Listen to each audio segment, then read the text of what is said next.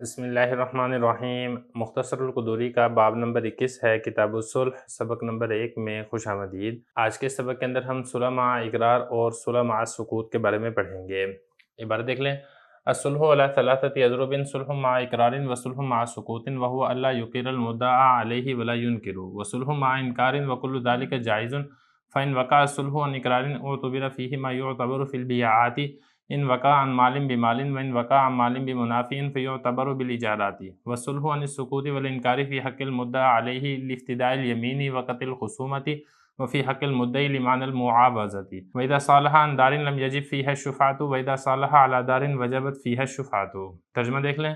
اور صلح 3 قسم پر ہے: صلح اقرار کے ساتھ اور صلح خاموشی کے ساتھ، اور وہ یہ ہے کہ مدعا علیہ اقرار نہ کرے اور انکار بھی نہ کرے، اور صلح انکار کے ساتھ، اور یہ تمام کی تمام قسمیں جائز ہیں۔ اور اگر صلح واقع ہو اقرار سے تو اس میں اعتبار کیا جائے گا ان امور کا جن کا اعتبار کیا جاتا ہے خرید و فروخت میں، اگر واقع ہو مال سے مال کے بدلے میں، اور اگر صلح واقع ہو مال سے منافع کے بدلے میں تو اس میں اعتبار کیا جائے گا اجرت کا۔ اور صلح سکوت اور انکار سے مدعا علیہ کے حق میں قسم کے فدیے کے لیے اور جھگڑے کو ختم کرنے کے لیے ہوتی ہے، اور مدعی کے حق میں معاوضے کے معنی میں ہوتی ہے۔ اور جب صلح کی گھر سے تو اس میں شفع واجب نہیں ہوگا، اور جب صلح کی گھر میں تو اس میں شفع واجب ہوگا۔ عبارت ہو چکی ہے، ترجمہ ہو چکا ہے، اب چلتے ہیں اس کی تشریح کی طرف۔ دیکھیں، کتاب الکفالت اور کتاب الحوالہ کے فوراً بعد کتاب الصلح کو شروع کر رہے ہیں، کیونکہ بعض اوقات کفالت اور حوالت میں آپس میں اختلاف کو دور کرنے کے لیے صلح صفائی کرنے کی ضرورت پیش آتی ہے، تو اسی مناسبت کے پیش نظر کفالت اور حوالت کے فوراً بعد یہاں سے کتاب الصلح کو شروع کیا جا رہا ہے۔ ایک چیز کا آپ اور یہاں پر خیال رکھیں کہ اس میں الصلح ہے، لام یہاں پر ساکن ہے، لیکن اس کو تھوڑا بولنا مشکل ہوتا ہے، اس لیے میں اس کو بار بار صلح صلح پڑھوں گا، تو اس میں اب یہ نہ سمجھ لیں کہ لام کے اوپر ضمہ یعنی پیش میں پڑھ رہا ہوں، اصل میں لام یہاں پر ساکن ہے۔ دوسرے نمبر پہ بات کر لیتے ہیں اس کی لغوی اور اصطلاحی تعریف کی۔ صلح یہ لغت کے اعتبار سے مصالحتن کا اسم ہے، اور اس کا مطلب ہوتا ہے جھگڑے کو مٹا دینا، ختم کر دینا۔ اصطلاحی معنی بھی اس کا بالکل ایسے ہی ہے، یہ وہ عقد ہوتا ہے جو جھگڑے کو ختم کر دیتا ہے۔ اور یہ جو صلح ہے اس کا رکن ہے ایجاب اور قبول، اور اس کی شرطوں میں سے ہے عاقل بالغ اور آزاد ہونا۔ اس پورے باب کے اندر یہ 3 الفاظ بار بار آئیں گے، اس لیے ان تینوں کا معنی بھی آپ شروع میں سمجھ لیں۔ مصالح، یہ باب مفاعلہ سے اسم فاعل کا صیغہ ہے، اور اس کا مطلب ہوتا ہے صلح کرنے والا۔ دوسرے نمبر پر استعمال ہوگا مصالح عنہ، یعنی یہ وہ شخص ہے جس سے صلح کی جا رہی ہے۔ اور تیسرے نمبر پر ہے مصالح علیہ، یہ وہ رقم ہے، یہ وہ چیز ہے جس کے اوپر صلح ہو رہی ہے، یعنی جو ادا کرتے ہوئے صلح ہو رہی ہے۔ پہلا مسئلہ دیکھیں، الصلح علی ثلاثۃ اضرب۔ مسئلہ یہاں پر یہ ہے کہ صلح کی کل 3 قسمیں بنتی ہیں، ان میں سے پہلی قسم ہے صلح اقرار کے ساتھ، دوسری قسم ہے صلح سکوت کے ساتھ، اور تیسری قسم ہے صلح انکار کے ساتھ۔ تینوں کی مثالیں دیکھ لیں تاکہ بات سمجھنی آسان ہو جائے۔ پہلی قسم ہے صلح اقرار کے ساتھ۔ مثال کے طور پہ مدعی کہتا ہے مدعا علیہ سے کہ تم نے میرے 1000 روپے دینے ہیں، اور مدعا علیہ کہتا ہے کہ ہاں جی واقعی میں نے آپ کے 1000 روپے دینے ہیں، لیکن آپ ایسا کریں یہ 800 روپے میرے سے لے لیں اور 200 روپے مجھے آپ معاف کر دیں، تو اس کو کہا جائے گا صلح مع اقرار۔ دوسری قسم ہے صلح مع سکوت۔ صلح مع سکوت میں یہ ہے کہ مدعی نے مثال کے طور پہ دعویٰ کیا ہے کہ تم نے میرے 1000 روپے دینے ہیں۔ اب جو مدعا علیہ ہے، مدعا علیہ اس بات کا اقرار نہیں کرتا، اقرار بھی نہیں کرتا اور انکار بھی نہیں کرتا، خاموش رہتا ہے، اور خاموشی کے ساتھ اس کو کہتا ہے کہ بس یہ 800 روپے پکڑیں، بس اس معاملے کو یہاں پر ہی ختم کر دیں، اس کو کہا جائے گا صلح مع سکوت۔ اور تیسری قسم ہے صلح مع انکار۔ یہی والی مثال دیکھ لیں، مدعی کہتا ہے مدعا علیہ سے کہ تم نے میرے 1000 روپے دینے ہیں، لیکن مدعا علیہ یہاں پر انکار کر دیتا ہے، وہ کہتا ہے کہ میں نے تو تمہارے کوئی پیسے نہیں دینے،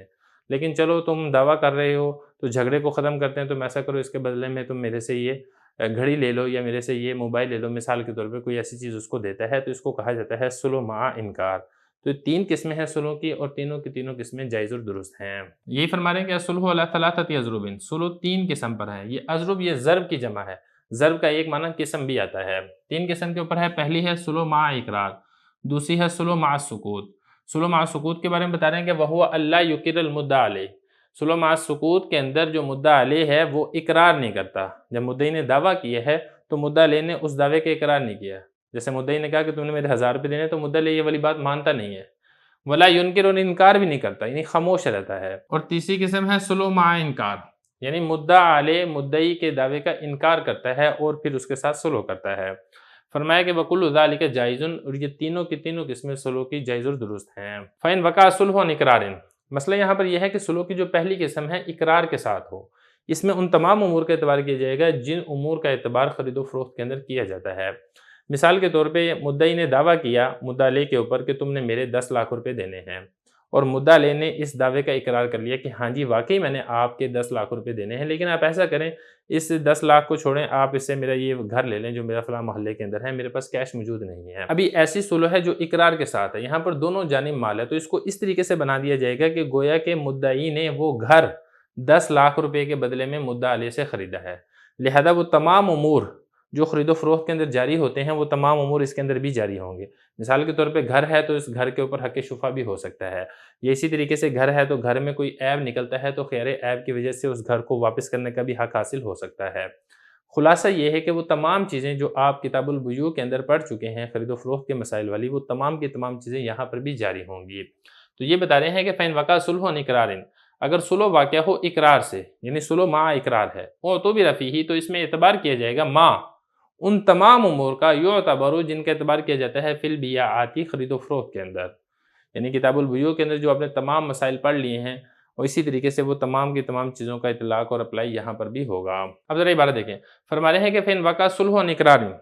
اگر صلح اقرار کے ساتھ یعنی صلح مع اقرار ہے جو صلح کی پہلی قسم ہے، اُعْتُبِرَ فِيهِ تو اعتبار کیا جائے گا اس میں مع ان تمام امور کا، یعتبر فی البیعات جن امور کا خرید و فروخت کے اندر اعتبار کیا جاتا ہے، ان وقع عن مال بمال اگر صلح واقع ہوئی ہے مال سے مال کے بدلے میں۔ اب یہ جو مثال میں نے آپ کو دی تھی اس میں مال سے مال کے بدلے میں صلح واقع ہو رہی ہے، مدعی نے دعویٰ کیا تھا 10 لاکھ کا اور مدعا علیہ نے اس 10 لاکھ کے دعوے کے بدلے میں ایک اور مال دیا ہے جو کہ 10 لاکھ تو نہیں ہے لیکن گھر ہے، اور ظاہر ہے گھر بھی ایک مال ہے، تو یہاں پر مال کے بدلے میں مال کے ساتھ صلح ہو رہی ہے، لہذا خرید و فروخت والی جتنی چیزیں ہوتی ہیں جو امور ہوتے ہیں ان تمام امور کا اس کے اندر بھی اعتبار اور لحاظ کیا جائے گا۔ وَإِنْ وَقَعَ عَن مَالٍ بِمَنَافِعٍ، اگلا مسئلہ یہاں پر یہ ہے کہ صلح اقرار کے ساتھ ہے لیکن یہاں پر مال کے بدلے میں مال نہیں ہے بلکہ مال کے بدلے میں منافع ہیں، تو پھر اس کے اندر جو کتاب الاجارہ والے معاملات ہیں ان کا اعتبار کیا جائے گا۔ مثال کے طور پہ مدعی یہ دعویٰ کرتا ہے مدعا علیہ کے اوپر کہ تم نے میرے 5,000 روپے دینے ہیں، اور جو مدعا علیہ ہے وہ اس کا اقرار کر لیتا ہے کہ ہاں جی واقعی میں نے آپ کے 5,000 روپے دینے ہیں، لیکن آپ ایسا کریں اس 5,000 کے بدلے میں 6 مہینے تک میرے اس گھر کے اندر آپ رہ لیں، یہ 6 مہینے تک میں آپ کی ڈرائیوری کر لوں گا، یہ 6 مہینے تک میں آپ کے بچوں کو سکول چھوڑ کر آیا کروں گا، سکول چھوڑ کے واپس لے کر آیا کروں گا۔ اس طریقے کا اگر وہ اس کو آفر کرتا ہے مدعا علیہ تو یہاں پر ایک طرف تو مال ہے لیکن مال کے بدلے میں مدعا علیہ اس کو مال نہیں دے رہا ہے بلکہ اس کو منافع دے رہا ہے، تو گویا کہ یہ اجرت کی شکل ہو چکی ہے، تو اس صلح کے اندر اجارہ والے احکام جاری ہوں گے۔ مثال کے طور پہ اگر یہ نفع دے رہا ہے تو نفع کے اندر جیسا کہ میں نے آپ کو پہلے بھی بتایا تھا کتاب الاجارہ کے اندر کہ اس میں نفع کی مدت متعین کرنا ضروری ہے، اور اسی طریقے سے اگر ان دونوں میں سے کسی ایک کا انتقال ہو جاتا ہے تو یہ صلح بھی باطل ہو جائے گی۔ تو یہ فرما رہے ہیں وَإِنْ وَقَعَ عَن مَالٍ بِمَنَافِعٍ، اگر صلح مع اقرار ہے لیکن مال کے بدلے میں مال نہیں ہے بلکہ مال کے بدلے میں منافع ہیں، تو فَيُعْتَبَرُ بِالْإِجَارَةِ تو پھر اس میں اعتبار کیا جائے گا ان امور کا جن کا اعتبار کیا جاتا ہے کتاب الاجارہ کے اندر، یہ جن کا اعتبار کیا جاتا ہے اجرت کے اندر۔ وَصُلْحُ عَنِ السُّكُوتِ وَالْإِنْكَارِ فِي حَقِّ الْمُدَّعِ عَلَيْهِ لِافْتِدَاءِ الْيَمِينِ، دیکھیں جو صلح کی 3 قسمیں تھیں نا، صلح مع اقرار ساری میں نے آپ کو بتا دی تھی، جو دوسری قسم تھی صلح مع السکوت اور صلح مع انکار، ان دو میں سے کوئی ایک صلح ہوئی ہے، تو حضرت یہ فرما رہے ہیں کہ صلح مع السکوت ہوئی ہے یا صلح مع انکار ہوئی ہے، یہ جو دونوں قسمیں ہیں یہ دونوں قسمیں مدعا علیہ کے حق میں قسم کے فدیے کے طور پر اور جھگڑے کے ختم کرنے کے طور پر اس کو دیکھا جائے گا، اس کا اعتبار کیا جائے گا،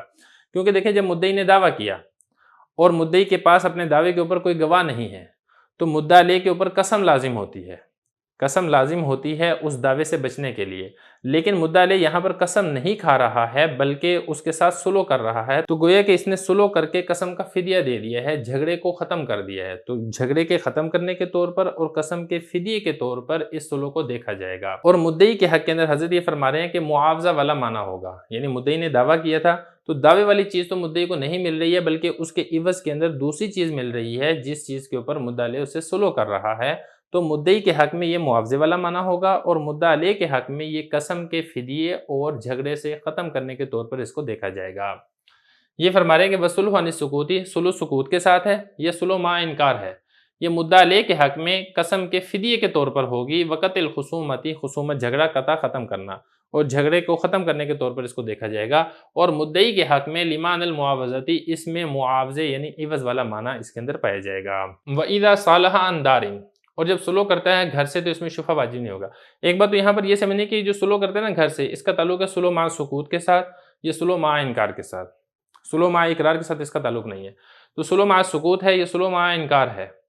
اور گھر کے اوپر صلح ہو رہی ہے تو اس میں شفا واجب نہیں ہوگی۔ اس کی صورت اس طریقے سے ہوگی کہ مدعا علیہ کے پاس ایک گھر تھا، مدعی نے دعویٰ کیا کہ یہ گھر میرا ہے، مدعا علیہ خاموش رہا اور کہتا ہے کہ یہ 5000 روپے لیں اور اس معاملے کو ختم کریں، تو یہ صلح مع سکوت ہے۔ صلح مع انکار یہ ہوگا کہ مدعی نے دعویٰ کیا کہ یہ گھر میرا ہے، مدعا علیہ نے انکار کر دیا ہے کہ گھر آپ کا نہیں، گھر میرا ہے، لیکن آپ یہ 5000 روپے پکڑ لیں اور اس معاملے کو یہاں پر ختم کریں، کلوز کر دیں اس کو، تو یہ صلح مع انکار ہے۔ ان دونوں صورتوں کے اندر حضرت یہ فرما رہے ہیں کہ اس گھر کے اوپر شفا واجب نہیں ہوگا۔ اب اس کے اوپر سوال ہی پیدا ہوتا ہے کہ آپ نے تو اوپر یہ کہا تھا کہ اگر مال کے بدلے میں مال ہے تو پھر اس میں تو خرید و فروخت والے معاملات جاری ہوں گے، تو یہاں پر بھی تو مال کے بدلے میں مال ہے، مدعی یہاں پر دعویٰ کر رہا ہے گھر کا، وہ مال ہے، اور مدعا علیہ اس کے بدلے میں اس کو پیسے دے رہا ہے، کیش دے رہا ہے، یہ بھی مال ہے، تو اس پہ تو حق شفا ہونا چاہیے۔ آپ کیسے کہہ رہے ہیں کہ اس کے اوپر حق شفا نہیں ہوگا؟ دیکھیں اس کی وجہ یہ ہے کہ مدعا علیہ جو وہ گھر لے رہا ہے وہ اپنے حق کی وجہ سے گھر لے رہا ہے، وہ یہ سمجھ رہا ہے کہ یہ گھر پہلے سے ہی میرا ہے، وہ جھگڑے کو ختم کرنے کے لیے اور قسم کے فدیے کے طور کے اوپر اس کو صلح کر رہا ہے، وہ پیسے کے بدلے میں گھر نہیں خرید رہا، تو جب وہ گھر خرید ہی نہیں رہا ہے تو پھر اس کے اوپر شفا بھی نہیں ہوگا۔ تو یہ فرما رہے ہیں کہ وَإِذَا صَالَحَ عَنْ دَارٍ، اور جب وہ صلح کرتا ہے گھر سے تو اس میں شفا واجب نہیں ہوگا۔ وَإِذَا صَالَحَ عَلَىٰ دَارٍ، یہاں پر بھی یہی والی بات ہوگی کہ صلح مع سکوت ہے یا صلح مع انکار ہے، اور گھر پر صلح کر رہا ہے تو اس میں شفا واجب ہوگا۔ یہ والا مسئلہ اس مسئلے سے تھوڑا سا مختلف ہے۔ مثال سمجھ لیں، مدعی نے دعویٰ کیا کہ تم نے میرے 50,000 روپے دینے ہیں، مدعا علیہ خاموش رہا اور کہا کہ یہ آپ گھر لے لو اس 50,000 کے بدلے میں، تو یہ صلح مع سکوت ہے۔ یا مدعی نے دعویٰ کیا کہ تم نے میرا 50,000 روپے دینے ہیں، مدعا علیہ نے انکار کر دیا کہ میں نے 50,000 روپے کوئی نہیں دینے، لیکن اس کے بدلے میں آپ یہ والا گھر لے لو، تو یہ صلح مع انکار ہے۔ ان دونوں صورتوں کے اوپر حضرت یہ فرما رہے ہیں کہ اس مکان کے اوپر حق شفا ہوگا، کیونکہ مدعی نے دعویٰ کیا تھا پیسے کا اور وہ پیسے کے بدلے میں گھر لے رہا ہے، تو گویا کہ اس نے پیسے کے عوض میں گھر خریدا ہے، تو جب یہاں پہ خرید پائی گئی ہے تو پھر اس مکان کے اوپر حق شفا بھی ہو سکتا ہے۔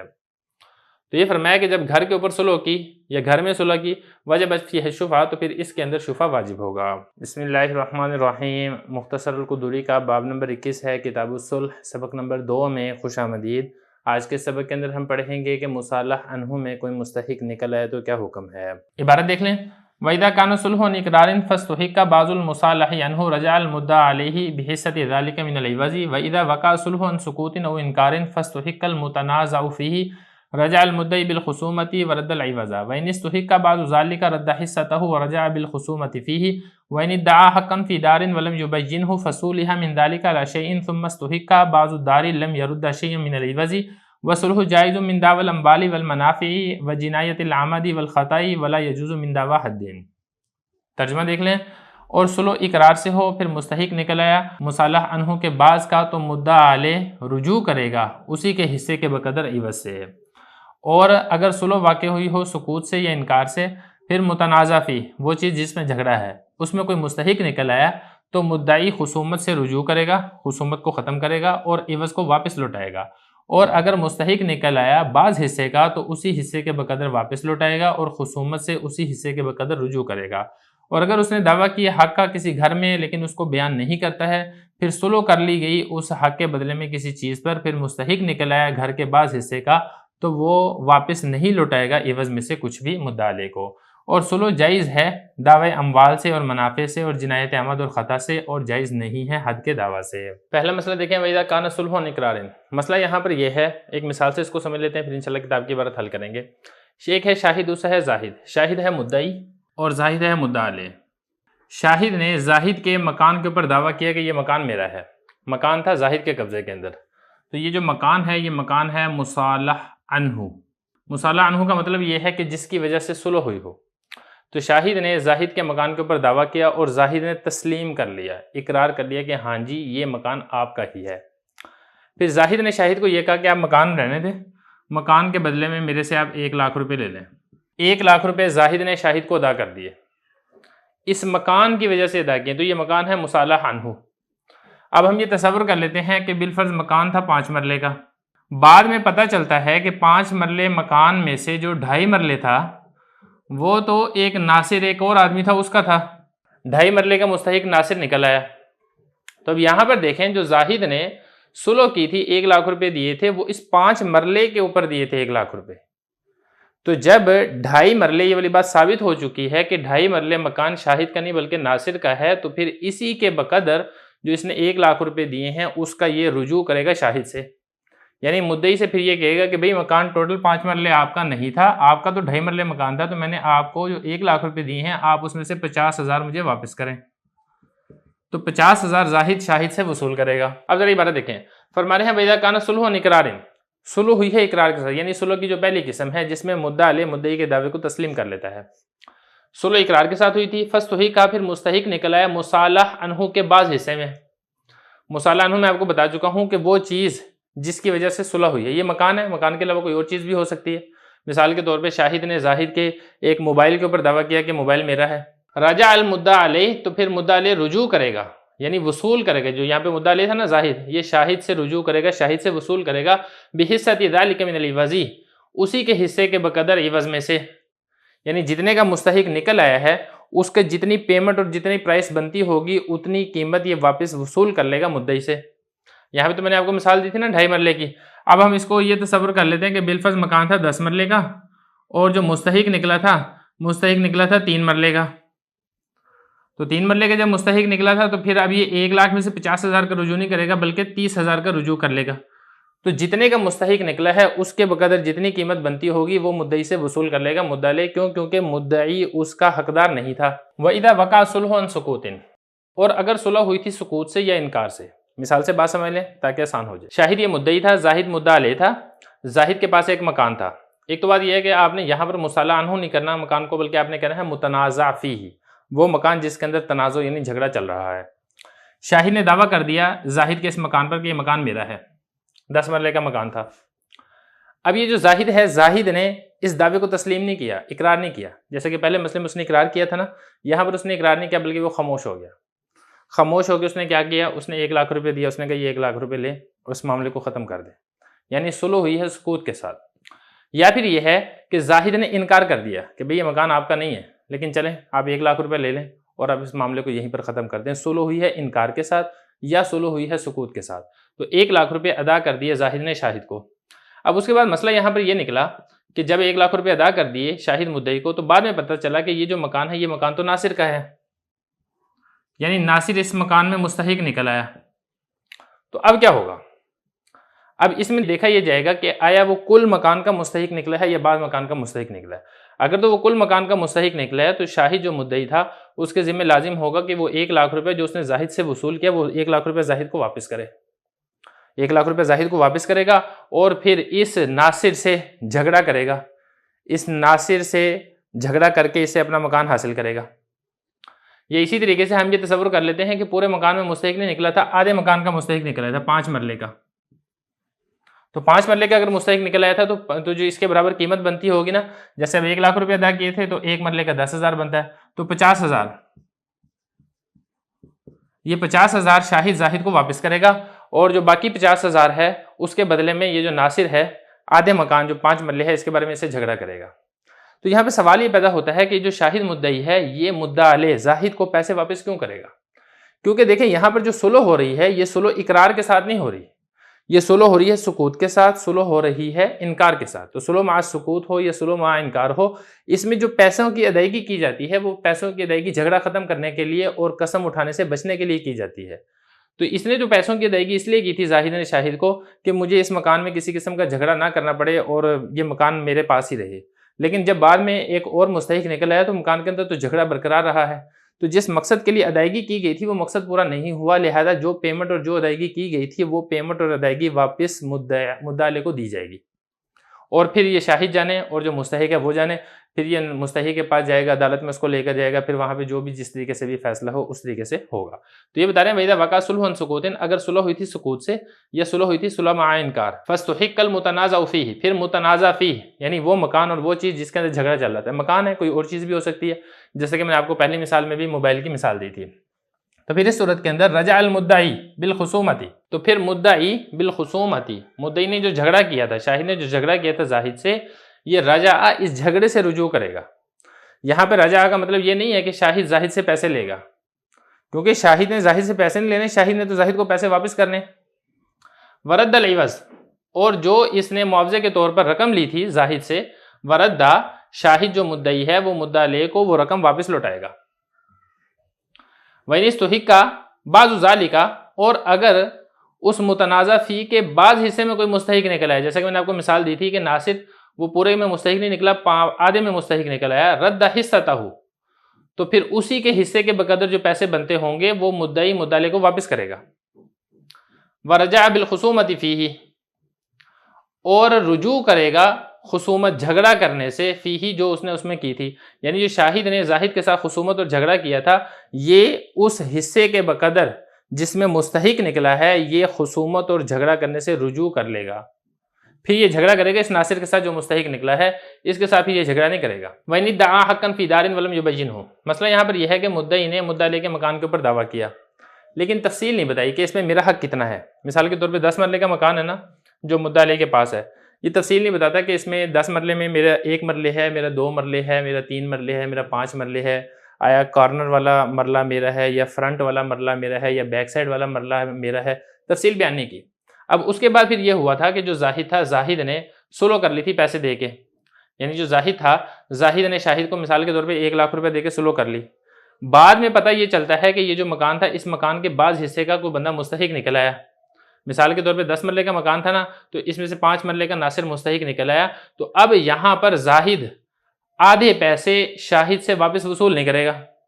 شاہد سے آدھے پیسے واپس وصول اس لیے نہیں کرے گا کیونکہ شاہد یہاں پر کہہ سکتا ہے کہ جو حصہ تمہارے پاس رہ گیا ہے 5 مرلے، میرا حق تو اسی 5 مرلے کے اوپر تھا، اور جو تم نے سلو کرتے ہوئے مجھے 1 لاکھ روپے ادا کیا ہے وہ اسی 5 مرلے کے بدلے میں تم نے میرے ساتھ سلو کی ہے۔ تو یہ اس طریقے سے یہاں پر مسئلہ ہوگا۔ تو یہ جو پیچھے والا مسئلہ ہے اس مسئلے میں اور اس مسئلے میں تھوڑا سا فرق ہے۔ ہاں اگر اس میں یہ ہے کہ پورے کا پورا مکان ہی کسی کا مستحق نکل آتا ہے، جیسے یہ والا مکان تھا 10 مرلے کا، اب وضاحت تو نہیں کی تھی کہ مدعی نے کہ اس 10 مرلے میں سے میرا کتنا مرلے ہے اور کون سا والا حصہ وہ میں اس کا مالک ہوں، لیکن بعد میں یہ ہوا کہ پورے کے پورے مکان کا ہی ناصر مستحق نکل آتا ہے، تو پھر اس صورت کے اندر جو مدعا علیہ ہے وہ مدعی سے پورے کے پورے پیسے واپس وصول کرے گا۔ یہ فرمانے کہ وَإِنِ ادَّعَىٰ حَقًّا فِي دَارٍ، اگر اس نے دعویٰ کیا حق کا گھر میں وَلَمْ يُبَيِّنْهُ، لیکن اس کو بیان نہیں کرتا، فَصُولِحَ مِنْ ذَلِكَ عَلَىٰ شَيْءٍ، پھر اس سے صلح کر لی گئی اس حق کے بدلے میں کسی چیز کے اوپر، جیسا کہ یہاں پر یہ جو مکان تھا اس مکان کے بدلے میں 1 لاکھ روپے کے اوپر سلو کر لی گئی، ثم استحق بعض الدار، پھر بعض گھر میں کوئی بندہ مستحق نکل آیا، 10 مرلے کا گھر تھا، 5 مرلے کا ناصر مستحق نکل آیا، لم يرد شيئا من العوض، تو یہ جو اس نے 1 لاکھ روپے مدعی نے وصول کیے ہیں مدعا علیہ سے، یہ اس معاوضے میں سے کوئی چیز مدعا علیہ کو واپس نہیں لوٹائے گا، کیونکہ یہاں پر مدعی مدعا علیہ سے یہ کہے گا کہ بھئی جو حصہ آپ کے پاس تھا میرا تو دعویٰ ہی اسی کے اوپر تھا اور آپ نے سلو بھی اسی حصے کے بقدر کی ہے، جو آپ نے مجھے پیمنٹ کی ہے یہ مجھے آپ نے پورے 10 مرلے کے بدلے میں پیمنٹ نہیں کی بلکہ اس 5 مرلے کے بدلے میں پیمنٹ کی ہے جس 5 مرلے آپ کے قبضے کے اندر تھے، جس 5 مرلے کے اندر یہاں پر ناصر مستحق نہیں تھا۔ وصلح جائز من دعوی الاموال والمنافع، مسئلہ یہاں پر یہ ہے کہ ایک شخص نے کسی کے اوپر مال کا دعویٰ کیا اور اس نے اس مال کے بدلے میں مال دے کر سلو کر لی، تو یہ والی بات پہلے گزر چکی ہے کہ یہ بے کے درجے کے اندر ہوگی اور وہ سارے والے اصول یہاں پر بھی اپلائی ہوں گے، جاری کیے جائیں گے۔ یہ اسی طریقے سے مال کا دعویٰ کیا تھا اور مال کے دعوے کے بدلے میں اس نے اجارہ یعنی کوئی چیز کرائے کے اوپر دے کر سلو کر لی، تو یہ والی سلو کرنا بھی جائز ہے اور اس کے اوپر اجارے والے احکامات کا اطلاق ہوگا، یہ والی ساری تفصیل پہلے گزر چکی ہے۔ یہ اسی طریقے سے منافع کا کسی نے دعویٰ کیا اور اس منافع کے بدلے میں مال دے کر سلو کر لیجیے تو یہ بھی جائز اور درست ہے۔ مثال کے طور پہ ایک شخص آتا ہے، ایک بندے کا انتقال ہو گیا، اس بندے کے انتقال ہونے کے بعد ایک شخص آ کے دعویٰ یہ کرتا ہے کہ میت نے میرے لیے وصیت کی تھی کہ میں میت کے مکان کے اندر 1 سال تک رہائش رکھ سکتا ہوں، یعنی منافع کی وصیت کی تھی، تو میت کے ورثاء تھے، انہوں نے کہا کہ بھئی آپ رہائش رہنے دیں، آپ اس کے بدلے میں یہ 50,000 لے لیں اور آپ رہائش چھوڑ دیں۔ تو یہاں پر دیکھیں منافع کے بدلے میں مال دے کر سلو ہو رہی ہے، تو یہ والی سلو کرنا بھی جائز اور درست ہے۔ تو یہ فرما رہے ہیں کہ سلو جائز ہے، مال کے دعویٰ سے سلو ہو تب بھی جائز اور درست ہے، منافع کے دعویٰ سے سلو ہو تب بھی جائز اور درست ہے۔ ایک طرف مال ہے دوسری طرف بھی مال ہے تو یہ بے کے حکم کے اندر ہوگا تب بھی جائز اور درست ہے، ایک طرف مال ہے دوسری طرف اجارہ ہے تو تب بھی یہ سلو جائز اور درست ہے اور یہ اجارے کے حکم کے اندر ہوگا۔ کچھ تفصیل پہلے گزر چکی ہے اور کچھ تفصیل میں نے آپ کو یہاں پر بتا دی ہے۔ یہ اسی طریقے سے جنایت عمدن کوئی جنایت کر دی ہے، مثال کے طور پہ قاتل نے جان بوجھ کر ایک بندے کو قتل کر دیا، یا بندے کو قتل نہیں کیا کچھ اور اس کا جان بوجھ کر نقصان کر دیا، اس کا کان کاٹ دیا یا اسی طریقے سے اس کی ناک کاٹ دی، اس کا ہاتھ کاٹ دیا، اب اس کے بعد پھر جس کا اس نے نقصان کیا ہے اس سے سلو کر لیتا ہے، اس کو کہتا ہے کہ بھئی ٹھیک ہے مجھے معاف کر دیں، میں نے غلطی کر دی، آپ اس کے بدلے میں میرے سے 10 لاکھ روپے لے لیں، 20 لاکھ روپے لے لیں، تو حضرت یہ فرما رہے ہیں کہ اس طریقے سے بھی سلو کرنا جائز اور درست ہے۔ تو یہ فرمایا کہ جنایت عمد سے سلو کی جائے تو تب بھی جائز اور درست ہے۔ یہ اسی طریقے سے جنایت خطا سے سلو کر لی جائے، یعنی خطاً کسی کا مثال کے طور پہ کوئی عضو کاٹ دیا ہے جس کی وجہ سے دیت لازم ہو رہی تھی، اب جو دیت کی اماؤنٹ بنتی تھی، پیسے بنتے تھے، یہ اس سے کم قیمت کے اندر سلو کر لیتا ہے کہ بھئی وہ تو پیسے زیادہ ہیں، آپ ایسے کریں مجھ سے 5 لاکھ روپے لے لیں اور میرا یہ قصور معاف کر دیں، اور جس کا اس نے نقصان کیا تھا وہ 5 لاکھ روپے لے کے اس کا قصور معاف کر دیتا ہے، تو یہ بھی سلو کرنی جائز اور درست ہے۔ ولا یجوز من دعوی حد، حد کے دعویٰ سے سلو کرنی جائز اور درست نہیں ہے۔ مثال کے طور پہ ایک شخص ہے، وہ شرابی کو پکڑ کے قاضی کی عدالت کے اندر لے کر جا رہا تھا کہ اس نے شراب پی ہے۔ اب وہ جو شرابی تھا وہ یہ کہتا ہے کہ آپ ایسا کریں، مجھے قاضی کی عدالت میں نہ لے کر جائیں اور میرے اوپر حد کا آپ دعویٰ نہ کریں، آپ ایسا کریں میرے سے 10,000 روپے لے لیں اور مجھے اب قاضی کی عدالت میں نہ لے کر جائیں۔ اس نے 10,000 روپے لے کر سلو کر لی، تو حضرت یہ فرما رہے ہیں کہ جائز و درست نہیں ہے۔ 10,000 روپے جو اس نے وصول کیے ہیں اس شرابی سے، شرابی وہ 10,000 روپے واپس اسے لے سکتا ہے، اس کو اس بات کا حق حاصل ہے، کیونکہ دیکھیں وجہ یہ ہے کہ جو حد ہے یہ انسان کا اپنا حق ہے ہی نہیں۔ اگر تو انسان کا اپنا حق ہوتا تو انسان اپنا حق چھوڑ بھی سکتا ہے، اس کے اوپر سلو بھی کر سکتا ہے، کیونکہ دیکھیں جو حد ہے یہ اصل میں اللہ تعالیٰ کا حق ہے، بندے کا حق ہے ہی نہیں ہے۔ اللہ تعالیٰ معاف کرے تو معاف ہوتی ہے، اور بندہ اپنی طرف سے حد معاف نہیں کر سکتا، تو یہاں پر بندہ جو کہ وہ خود سے معاف کر رہا ہے تو اس کی معافی کا کوئی اعتبار نہیں ہے۔ تو یہ فرمایا ولا یجوز من دعوی حد، حد کے دعویٰ سے سلو کرنی یہ جائز نہیں ہے۔ بسم اللہ الرحمن الرحیم۔ مختصر القدوری کا باب نمبر 21 ہے، کتاب الصلح، سبق نمبر 3 میں خوش آمدید۔ آج کے سبق کے اندر ہم نکاح پر صلح کے بارے میں چند مسائل اور احکام پڑھیں گے۔ عبارت دیکھ لیں، وَإِذَا ادَّعَى رَجُلٌ عَلَىٰ امْرَأَةٍ نِكَاحًا وَهِيَ تَجْهَدُ فَصَالَحَتْهُ عَلَىٰ مَالٍ بَدَلَتْهُ حَتَّىٰ يَتْرُكَ الدَّعْوَىٰ جَازَ وَكَانَ فِي مَعنَى الْخُلْعِ وَإِذَا ادَّعَتْ امْرَأَةٌ نِكَاحًا عَلَىٰ رَجُلٍ فَصَالَحَهَا عَلَىٰ مَالٍ بَذَلَهُ لَهَا لَمْ يَجُزْ وَإِنِ ادَّعَىٰ رَجُلٌ عَلَىٰ رَجُلٍ أَنَّهُ عَبْدُهُ فَصَالَحَهُ عَلَىٰ مَالٍ أَعْطَاهُ جَازَ وَكَانَ فِي حَقِّ الْمُدَّعِي فِي مَعنَى الْعِتْقِ عَلَىٰ مَالٍ وَكُلُّ شَيْءٍ وَقَعَ عَلَيْهِ الصُّلْحُ وَهُوَ مُسْتَحَقٌّ بِعَقْدِ الْمُدَايَنَةِ لَمْ يُحْمَلْ عَلَى الْمُعَاوَضَةِ وَإِنَّمَا يُحْمَلُ عَلَىٰ أَنَّهُ اسْتَوْفَىٰ بَعْضَ حَقِّهِ وَأَسْقَطَ بَاقِيَهِ كمن له على رجل 1000 درهم من جياد فصالحه على 500 ضيوف جاز وصار كأنه أبرأه عن بعض حقه۔ ترجمہ دیکھ لیں، اور جب دعویٰ کیا ایک آدمی نے کسی عورت پر نکاح کا، وہ عورت انکار کرتی ہے، پھر اس عورت نے سلو کر لی کچھ مال پر جو اس عورت نے خرچ کیا اس مرد پر، یہاں تک کہ وہ دعویٰ ترک کر دے، تو ایسا کرنا جائز ہے، اور یہ خلو کے معنی میں ہوگا۔ اور جب دعویٰ کیا عورت نے نکاح کا کسی مرد کے ساتھ، مرد نے اس عورت کے ساتھ سلو کر لی کچھ مال پر جو مال اس مرد نے خرچ کیا اس عورت کے لیے، تو ایسا کرنا جائز نہیں ہے۔ اور جب دعویٰ کہ ایک آدمی نے دوسرے آدمی پر کہ وہ اس کا غلام ہے، پھر اس غلام نے اس آدمی سے سلو کر لی کچھ مال پر جو مال اس غلام نے اس آدمی کو عطا کیا، تو ایسا کرنا جائز ہے، اور یہ مدعی کے حق میں عتق علی مال کے معنی میں ہوگا۔ ہر وہ چیز جس کے اوپر سلو واقع ہوتی ہے اور اس کا مستحق ہو مدعی عقد مداینت، دین کے عقد کی وجہ سے، تو اس کو معاوضے کے اوپر محمول نہیں کیا جائے گا، بلکہ اس کو محمول کیا جائے گا اس بات کے اوپر کہ اس نے اپنے حق میں سے بعض حصے کو وصول کر لیا ہے اور باقی کو ساقط کر دیا ہے، جیسا کہ وہ شخص جس کا دوسرے آدمی پر 1000 درہم عمدہ قرض ہو اور وہ جو مقروض ہے وہ سلو کر لے قرض خواہ سے 500 کھوٹے درہم پر، تو ایسا کرنا جائز ہے، اور یہ ایسے ہی ہو جائے گا گویا کہ اس قرض خواہ نے اپنے حق میں سے بعض حصے سے اس کو بری کر دیا ہے۔ پہلا مسئلہ وَإِذَا ادَّعَىٰ رَجُلٌ، مسئلہ یہاں پر یہ ہے کہ ایک آدمی نے ایک عورت کے اوپر دعویٰ کیا کہ میرے اس عورت کے ساتھ نکاح ہوا ہے، جبکہ جو عورت نکاح ہونے کا انکار کرتی ہے، پھر عورت نے اپنی جان چھڑانے کے لیے کچھ مال دے کر اس مرد سے سلو کر لی، تاکہ یہ جو مرد نکاح کا دعویٰ کر رہا ہے یہ نکاح کا دعویٰ کرنا چھوڑ دے، تو اس طریقے سے سلو کرنا جائز ہے۔ کیونکہ یہاں پر دیکھیں جو عورت مال خرچ کر رہی ہے، عورت مال اس لیے خرچ کر رہی ہے کہ مقدمے سے اس کی جان چھوٹ جائے، اور اس کا مال اس لیے خرچ کرنا کہ اپنی جان چھڑا لے، تو اس کے لیے اس طریقے سے خرچ کرنا بالکل جائز اور درست ہے، اور مرد کی جانب سے یوں سمجھا جائے گا کہ نکاح ہوا تھا اور عورت نے مال دے کر خلو کر لیا ہے، یعنی پیسے دے کے عورت نے طلاق لے لی ہے، تو اس طریقے سے مرد کے لیے بھی یہ والی رقم لینا جائز اور درست ہو جائے گا۔ تو یہ فرما رہے ہیں وَإِذَا ادَّعَىٰ رَجُلٌ عَلَىٰ امْرَأَةٍ نِكَاحًا، جب آدمی نے مرد کے اوپر نکاح کا دعویٰ کیا، وَهِيَ تَجْهَدُ، اور وہ جو عورت ہے وہ نکاح سے انکار کر رہی ہے، فَصَالَحَتْهُ عَلَىٰ مَالٍ، پھر اس عورت نے سلو کر لی اس مرد سے، یہ جو ضمیر ہے یہ لوٹ رہی ہے اس مدعی کی طرف، عَلَىٰ مَالٍ کچھ مال کے بدلے میں، بَدَلَتْهُ وہ مال جو اس عورت نے اس مرد کے لیے خرچ کیا، یعنی اس مرد کو اس نے ادا کیا،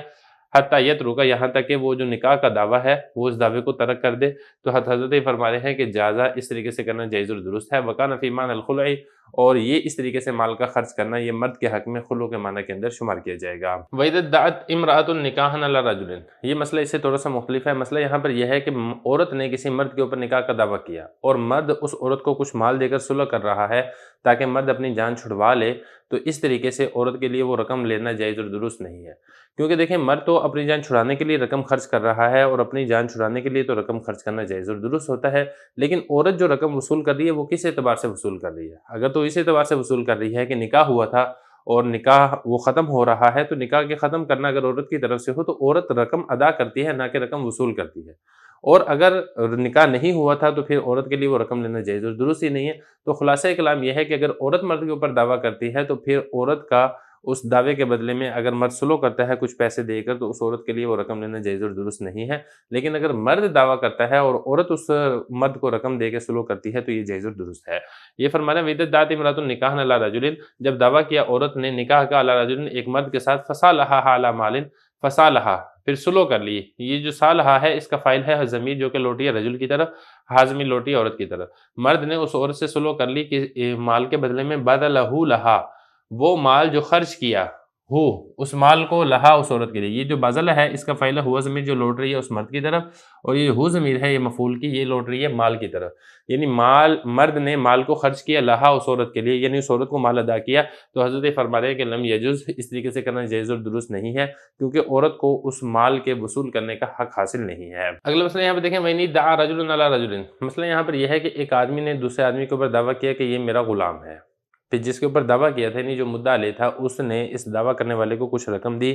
اور کچھ رقم دے کے اس کے ساتھ سلو کر لی تاکہ یہ دعویٰ ترک کر دے۔ تو حضرت فرمانے کہ اس طریقے سے کرنا جائز اور درست ہے، کیونکہ دیکھیں جو پیسے ادا کر رہا ہے وہ تو اپنی جان چھڑانے کے لیے ادا کر رہا ہے کہ مجھے مقدمے کا سامنا نہ کرنا پڑے اور میرا مسئلہ یہاں پر ہی حل ہو جائے۔ اور جو رقم وصول کر رہا ہے اس کی طرف سے یہ سمجھا جائے گا کہ گویا کہ وہ شخص واقعی اس مدعی کا غلام تھا اور مدعی نے مال لے کر اس غلام کو آزاد کر دیا ہے، لہذا اس طریقے سے کرنا جائز اور درست ہے۔ تو یہ فرمایا وَإِنِ ادَّعَىٰ رَجُلٌ عَلَىٰ رَجُلٍ، ایک آدمی نے دعویٰ کیا دوسرے آدمی پر أَنَّهُ عَبْدُهُ، کہ وہ جو آدمی ہے وہ اس کا غلام ہے، فَصَالَحَهُ، پھر جو مدعا علیہ تھا، یعنی جس کے اوپر دعویٰ کیا گیا تھا کہ یہ غلام ہے، اس مدعا علیہ نے سلو کر لی ہو اس آدمی سے، یعنی دعویٰ کرنے والے سے سلو کر لی، علی مالن، کچھ مال کے بدلے میں، آتاہو، وہ مال جو مدعا علیہ نے مدعی کو دیا، جازا، تو اس کے بارے میں حضرت فرما رہے ہیں کہ یہ جائز ہے۔ وکان فی حق المدعی، اور یہ جو مال وصول کر رہا ہے مدعی، یہ مدعی کے حق میں فی معنی العتق علی مالن، یہ عتق علی مال کے معنی کے اندر ہوگا، یعنی جس کے اندر آقا غلام کو یہ کہتا ہے کہ تم مجھے اتنا مال ادا کر دو تو تم میری طرف سے آزاد ہو، تو گویا کہ غلام نے وہ مال ادا کر دیا ہے،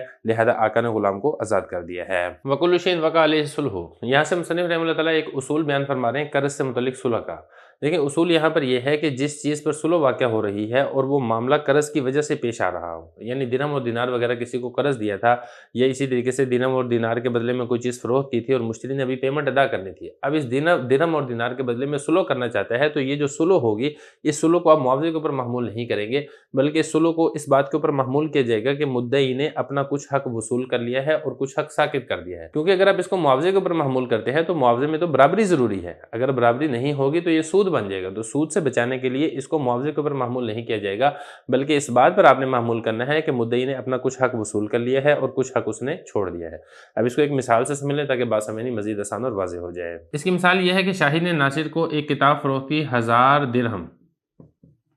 اس کی قیمت تھی، اور 1000 درہم جو تھے یہ تھے جیاد، یعنی عمدہ درہم تھے۔ اب یہ جو 1000 درہم تھے یہ اس نے وصول کرنے ہیں ناصر مشتری سے، بعد میں ناصر شاہد سے صلح کر لیتا ہے 500 درہم پر، اور 500 درہم بھی کون سے ہیں؟ وہ ضیوف ہیں، یعنی کھوٹے درہم ہیں، عمدہ درہم نہیں ہیں۔ تو اس میں یہ سمجھا جائے گا کہ شاہد نے جو 1000 درہم وصول کرنے تھے اس نے آدھا وصول کر لیا ہے، 500 وصول کر لیا ہے اور 500 چھوڑ دیا ہے، اور صفت کے بدلے میں جو اس نے عمدہ لینے تھے وہ عمدہ چھوڑ کر گھٹیا لے لیا ہے۔ یہ نہیں ہم کہیں گے کہ یہاں پر شاہد نے 1000 درہم عمدہ کے بدلے میں 500 درہم کھوٹے لے لیے ہیں، کیونکہ اگر ہم یہ شمار کرتے ہیں تو پھر اس صورت میں سود ہو جائے گا، تو سود سے بچنے کے لیے یہ سمجھا جائے گا کہ شاہد نے اپنے حق میں سے کچھ حق چھوڑ دیا ہے اور کچھ حق وصول کر لیا ہے۔ تو یہ فرما رہے ہیں کہ وکل شیء، ہر ایسی چیز واقع علیہ صلح جس پر صلح واقع ہو رہی ہے، وہ ہوا، اور وہ مدعی مستحق، اس کا حقدار بن رہا ہے بعقد المداینتی، دین کے عقد کی وجہ سے،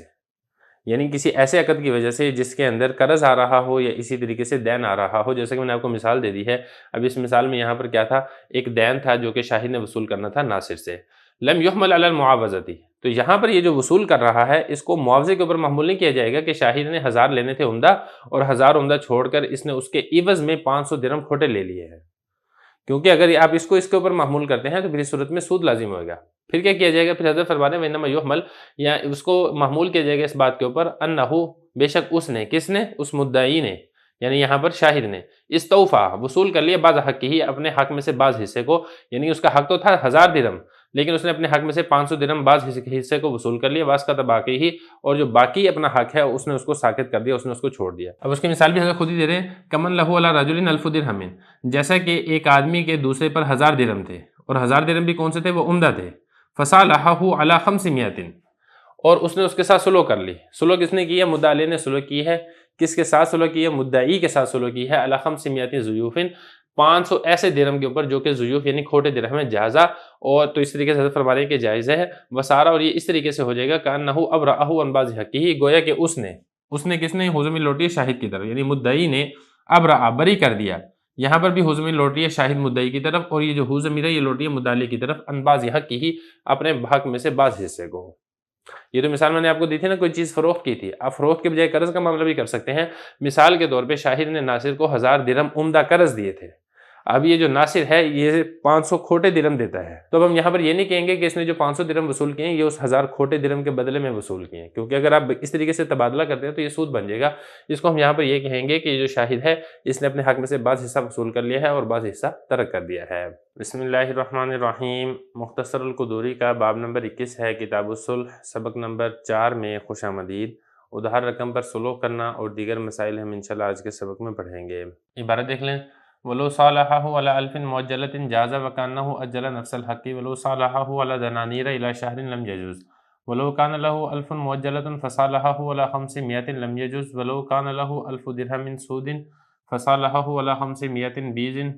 لَمْ يَجُزْ وَمَنْ وَكَّلَ رَجُلًا بِالصُّلْحِ عَنْهُ فَصَالَحَهُ لَمْ يَلْزَمِ الْوَكِيلَ مَا صَالَحَهُ عَلَيْهِ إِلَّا أَنْ يَضْمَنَهُ وَالْمَالُ لَازِمٌ لِلْمُوَكِّلِ فَإِنْ صَالَحَ عَنْهُ عَلَى شَيْءٍ بِغَيْرِ أَمْرِهِ فَهُوَ عَلَى 4 أوجه، إِنْ صَالَحَ بِمَالٍ وَزَمِنَهُ تَمَّ الصُّلْحُ، وَكَذَلِكَ لَوْ قَالَ صَالَحْتُكَ عَلَى 1000 هذه أو على عبدي هذا تم الصلح ولزمه تسليمها إليه، وكذلك لو قال صالحتك على 1000 وسلمها إليه، وإن قال صالحتك على 1000 ولم يسلمها إليه فالعقد موقوف، فإن أجازه المدعى عليه جاز ولزمه 1000 وإن لم يجزه بطل۔ ترجمہ دیکھ لیں، اور اگر سلو کر لی اس نے اس کے ساتھ 1000 درہم ادھار پر تو ایسا کرنا جائز ہے، گویا کہ اس نے نفس حق کو ہی مؤخر کر دیا ہے، اور اگر اس نے اس کے ساتھ سلو کر لی دینار کے اوپر 1 مہینے کے وقت پر تو ایسا کرنا جائز نہیں ہے، اور اگر کسی نے 1000 درہم ادھار لینے تھے پھر اس مدعا علیہ نے سلو کر لی 500 درہم کے اوپر تو ایسا کرنا جائز نہیں ہے، اور اگر 1000 درہم سیاہ لینے تھے سلو کر لی 500 درہم سفید پر تب بھی جائز نہیں ہے، اور وہ شخص جس نے دوسرے کو اس کی جانب سے صلح کرنے کا وکیل بنایا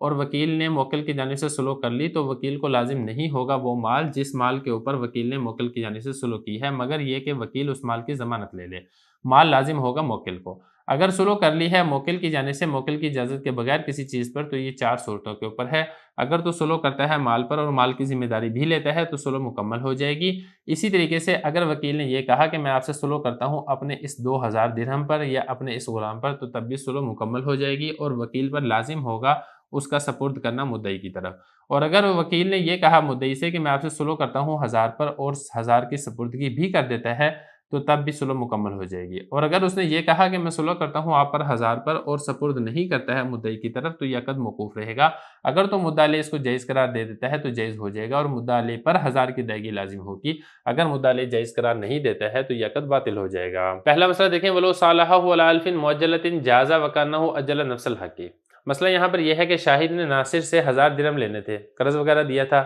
وہ ٹائم آ گیا، اب اس نے فی الحال فوراً اس سے 1000 درہم لینے ہیں، لیکن ناصر شاہد سے یہ کہتا ہے کہ جو 1000 درہم میں نے آپ سے لیے تھے جو میں نے آپ کو ابھی دینے ہیں آپ یہی 1000 درہم مجھ سے مہینے کے بعد لے لیں، تو حضرت یہ فرما رہے ہیں ایسا کرنا جائز ہے، کیونکہ دیکھیں اگر آپ اس میں یہ والی جہت دیکھتے ہیں کہ یہاں پر نقد کا تبادلہ ہو رہا ہے ادھار کے ساتھ اور دونوں طرف مال ہے،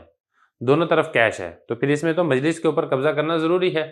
مجلس میں قبضہ نہیں کریں گے تو یہ سود لازم آئے گا، جیسا کہ میں نے آپ کو کتاب البیوع میں باب الصرف کے اندر تفصیل سے بتا دیا ہے۔ تو یہاں پر ہم سود سے بچنے کے لیے اس طریقے سے اس کو قرار دیں گے کہ یہ جو شاہد ہے شاہد کا حق تو فی الحال قبضہ کرنے کے اوپر تھا، نقد لینے کے اوپر تھا، لیکن شاہد نے اپنا حق چھوڑ دیا ہے، اپنا حق چھوڑ دیا ہے اور تاخیر کے ساتھ لینے کے اوپر رضامند ہو گیا ہے، اور ہر بندے کو یہ والا اختیار حاصل ہے کہ وہ اپنا حق چھوڑ بھی سکتا ہے اور تاخیر کے ساتھ بھی وصول کر سکتا ہے، تو سود سے بچنے کے لیے اس معاملے کو اس طریقے سے قرار دیا جائے گا۔ تو یہ فرما رہے ہیں وَلَوْ صَالَحَهُ، اگر سلو کر لی، کس نے سلو کی ہے؟ ناصر نے سلو کی ہے، ہو اس کے ساتھ، کس کے ساتھ؟ شاہد کے ساتھ سلو کیا، عَلَى 1000 مُعَجَّلَةٍ 1000 ادھار پر، 1000 درہم تو دے گا لیکن نقد نہیں دے گا بلکہ ادھار دے گا، تو حضرت یہ فرما رہے ہیں کہ جائز ایسا کرنا جائز ہے۔ وَكَأَنَّهُ، گویا کہ اس نے، کس نے؟ شاہد نے، یہ جو ہو ضمیر ہے یہ لوٹی ہے شاہد کی طرف، گویا کہ شاہد مدعی نے اجلا مہلت دے دی ہے نفس الحق کی، نفس حق کی، یعنی یہ جو ادھار لے گا یہ عوض نہیں ہے اس نقد کا، بلکہ یہ لے گا وہی والا 1000 جو اس نے ادھار دیا تھا، لیکن اس ادھار میں اس نے اس کو مہلت دے دی ہے مدعا علیہ کو، مقروض کو اس نے مہلت دے دی ہے کہ ٹھیک ہے آپ ابھی نہیں دے سکتے، اب مجھے 1 مہینے کے بعد ادا کر دیں۔ لیکن اگر اسی مسئلے کے اندر یعنی شاہد نے 1000 درہم دیا تھا ناصر کو اور وہ ٹائم آ گیا 1000 درہم اس نے اس سے لینا تھا، ناصر یہ کہتا ہے کہ آپ ایسا کریں، آپ مجھ سے 1000 درہم ابھی تو نہیں ہے میرے پاس، آپ 1 مہینے کے بعد مجھ سے 1000 درہم نہیں بلکہ درہم کے بدلے میں دینار لے لیں، تو حضرت یہ فرما رہے ہیں کہ ایسا کرنا جائز نہیں ہے۔ کیوں؟ کیونکہ دیکھیں جو شاہد ہے، جو قرض خواہ ہے، اس کا جو حق ہے وہ دینار نہیں ہے بلکہ اس کا حق درہم ہے۔ اگر تو یہ مہینے کے بعد درہم ہی دیتا تب تو آپ یہ کہہ سکتے تھے کہ اس نے اپنا حق چھوڑ دیا ہے، اپنے حق کے اندر اس نے مہلت دے دی ہے مقروض کو، لیکن اس کا حق تو دینار ہے ہی نہیں، جبکہ یہ اس کو دینار واپس کر رہا ہے، تو یہاں پر یہی صورت ہوگی کہ یہ 1000 درہم کے بدلے میں 1000 دینار وصول کر رہا ہے، تو درہم کے بدلے میں دینار فروخت کریں یا دینار کے بدلے میں درہم فروخت کریں تو مجلس کے اوپر قبضہ کرنا ضروری ہوتا ہے، جیسا کہ میں نے آپ کو باب الصرف کے اندر تفصیل سے بتا چکا ہوں۔ یہاں پر مجلس پر قبضہ نہیں ہے بلکہ مہینے کے بعد دینار ادا کیے جا رہے ہیں، لہذا یہ سود ہو جائے گا، جس کی وجہ سے ایسا کرنا جائز اور درست نہیں ہے۔ تو یہ فرمانے ولو صالحہ ہو، اور اگر اس نے اس کے ساتھ سلو کر لی، یعنی ناصر نے شاہد کے ساتھ سلو کر لی دینار کے اوپر، الی شہرن 1 مہینے کے ٹائم کے اوپر، لم یجوز تو ایسا کرنا جائز اور درست نہیں ہے، کیونکہ اس صورت کے اندر یہ معاوضہ ہی ہوگا، جب یہ معاوضہ ہی ہے تو پھر یہ صرف ہے، اور صرف کے اندر مجلس کے اوپر قبضہ کرنا لازم اور ضروری ہوتا ہے۔ آگے دیکھیں ولو کان لہ الف مؤجلہ، مسئلہ یہاں پر یہ ہے کہ شاہد نے ناصر سے 1000 درہم لینے ہیں، لیکن ابھی نہیں لینے بلکہ 30 دن بعد لینے ہیں، پھر ناصر یہ کہتا ہے شاہد سے کہ آپ میرے سے 500 درہم کیش لے لیں، ابھی لے لیں اور میرے ساتھ سلو کر لیں، تو جلدی ادا کرنے کی شرط کے ساتھ اگر 500 درہم دیتا ہے تو ایسا کرنا جائز اور درست نہیں ہے، کیونکہ دیکھیں نقد ادھار سے بہتر ہوتا ہے، جبکہ قرض کے معاملہ کے اندر جو شاہد ہے یہ نقد کا مستحق نہیں تھا، 1000 درہم اس نے نقد تو نہیں لینے تھے، اگر تو اس نے نقد لینے ہوتے پھر تو ہم یہ کہہ سکتے تھے کہ اس نے اپنے حق میں سے بعض حق معاف کر دیا ہے، اس کا حق نقد کا تھا ہی نہیں، اس کا حق ادھار کا تھا، تو یہ جو 500 درہم چھوڑ رہا ہے شاہد، یہ 500 درہم چھوڑ رہا ہے وقت کے بدلے میں، جو یہ 30 دن والا وقت ہے اس کے بدلے میں 500 درہم چھوڑ رہا ہے، تو گویا کہ جو نصف کم کیا جا رہا ہے یہ وقت کا عوض ہے، اور وقت کا عوض لینا یہ ناجائز ہے، حرام ہے، لہذا اس طریقے سے عقد کرنا بھی جائز اور درست نہیں ہوگا۔ اگلی بار دیکھیں، فرمانے ولو کان لہ، اگر ہو اس کے لیے 1000 درہم، یعنی شاہد نے ناصر سے 1000 درہم لینے تھے، مؤجلہ ادھار لینے تھے، فصالحہ،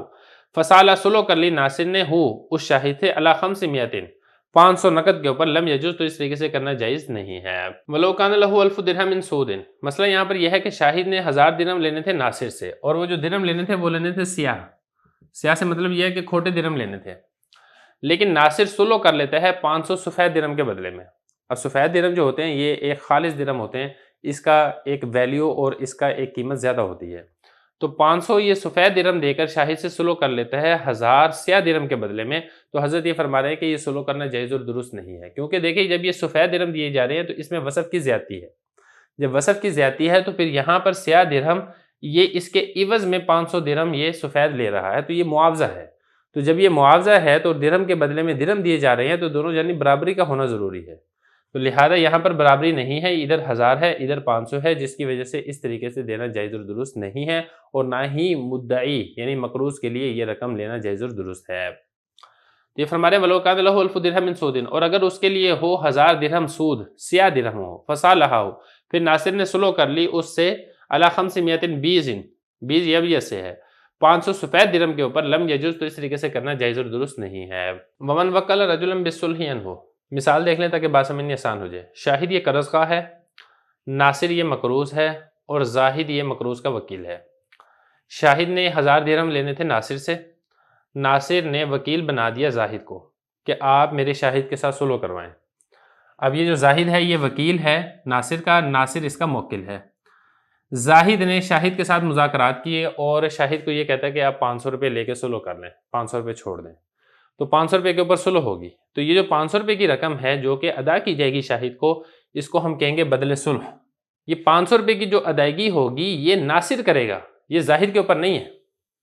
زاہد کی جو حیثیت ہے وہ محض سفیر کی ہے، شاہد جو رقم وصول کرے گا وہ ناصر سے وصول کرے گا، زاہد کے اوپر اس 500 روپے کی ادائیگی لازم نہیں ہوگی۔ ہاں اگر زاہد جو کہ وکیل ہے یہ ضمانت لے لیتا ہے کہ ٹھیک ہے میں ضامن ہوں 500 روپے کی ادائیگی کا، تو پھر شاہد اس 500 روپے یہ زاہد سے بھی وصول کر سکتا ہے۔ دیکھیں اس میں ایک اصول آپ سمجھ لیں تاکہ مسئلہ سمجھنا آسان ہو جائے، جو سلو کی جاتی ہے دو قسم کے اوپر ہوتی ہے. ایک وہ سلو ہوتی ہے جس میں سلو کے ذریعے سے اپنے کچھ حقوق ساقط کیے جاتے ہیں. جیسا کہ اس مثال میں اگر آپ دیکھیں گے نا، اب اس کا حق تو تھا 1000 کا، اس نے اپنے حق میں سے 500 ساقط کر دیا اور 500 وصول کر لیا. تو یہاں پہ دیکھیں جو سلو کی جا رہی ہے اس میں اپنے حق میں کمی کی جا رہی ہے، اس کو اسقاط کہا جاتا ہے. اور سلو کی دوسری قسم وہ ہوتی ہے جس میں ایک معاوضے کی شکل ہوتی ہے. معاوضے کی شکل ہم اس کی مثال بھی دیکھ لیتے ہیں. جیسا کہ اس نے 1000 لینے تھے اس ناصر سے. اب یہ جو ناصر ہے، ناصر نے وکیل بنایا زاہد کو. زاہد یہ کہتا ہے کہ بھئی آپ 1000 چھوڑیں، آپ اس کے بدلے میں یہ گھڑی لے لیں. اب یہ جو گھڑی دی جا رہی ہے یہ اس 1000 کے معاوضے میں ہے، 1000 کے بدلے میں ہے. یہ جو سلو ہے اس کے اندر معاوضے والا معنی پایا جاتا ہے. ایک وہ سلو ہے جس میں اسقاط والا معنی پایا جاتا ہے، اس کی مثال پہلے آ گئی ہے. دوسری وہ صورت ہے جس کے اندر معاوضے والا معنی پایا جاتا ہے. اب اگر کوئی شخص وکیل بناتا ہے سلو کرنے کے لیے، تو یہ جو پہلی قسم ہے جس میں اسقاط والا معنی پایا جاتا ہے، اس میں وکیل کی حیثیت محض سفیر کی ہوتی ہے. مال کی ادائیگی کی جو ذمہ داری ہے وہ موکل کے اوپر ہوتی ہے. جبکہ جو دوسری قسم ہے جس میں اسقاط نہیں ہوتا بلکہ معاوضہ ہوتا ہے، جیسا کہ میں نے آپ کو بتایا کہ سلو کر لی گھڑی کے اوپر، اس میں وکیل کی ذمہ داری ہوتی ہے مال کے ادا کرنے کی. اب یہاں پر اگر اسی مثال میں اگر گھڑی کے اوپر سلو ہوتی ہے تو شاہد یہ کہہ سکتا ہے زاہد سے کہ وہ گھڑی لے کر آئیں، جس کے بدلے میں 1000 روپے، یہ جو 1000 درہم میں نے لینا ہے وہ میں چھوڑ رہا ہوں، وہ گھڑی لے کر آئیں، وہ گھڑی آپ سے میں نے لینی ہے. تو یہ جو شاہد ہے یہ اس گھڑی کا مطالبہ زاہد وکیل سے کر سکتا ہے. تو یہ فرما رہے ہیں ومن وکل رجلا بصلح عنہ، ایک آدمی نے دوسرے کو وکیل بنایا اس کی جانب سے سلو کرنے کا. جیسا کہ یہاں پر ناصر نے زاہد کو وکیل بنایا عنہ، اس ناصر کی جانب سے سلو کرنے کا. فصالحہ، پھر سلو کر لی اس نے اس کے ساتھ. کس نے کس کے ساتھ سلو کر لی؟ زاہد نے سلو کر لی. اس شاہد کے ساتھ سلو کر لی. لم یلزم الوکیل، وکیل کو لازم نہیں ہوگا ما، یہ جو میم الف ما ہے یہ لم یلزم کا فائل بن رہا ہے. ما وہ رقم صالحہ علیہ جس رقم کے اوپر وکیل نے اس قرض خواہ سے سلو کی ہے. یہ جو علیہ میں جو ہی ضمیر ہے یہ لوٹ رہی ہے بدلے سلو کی طرف،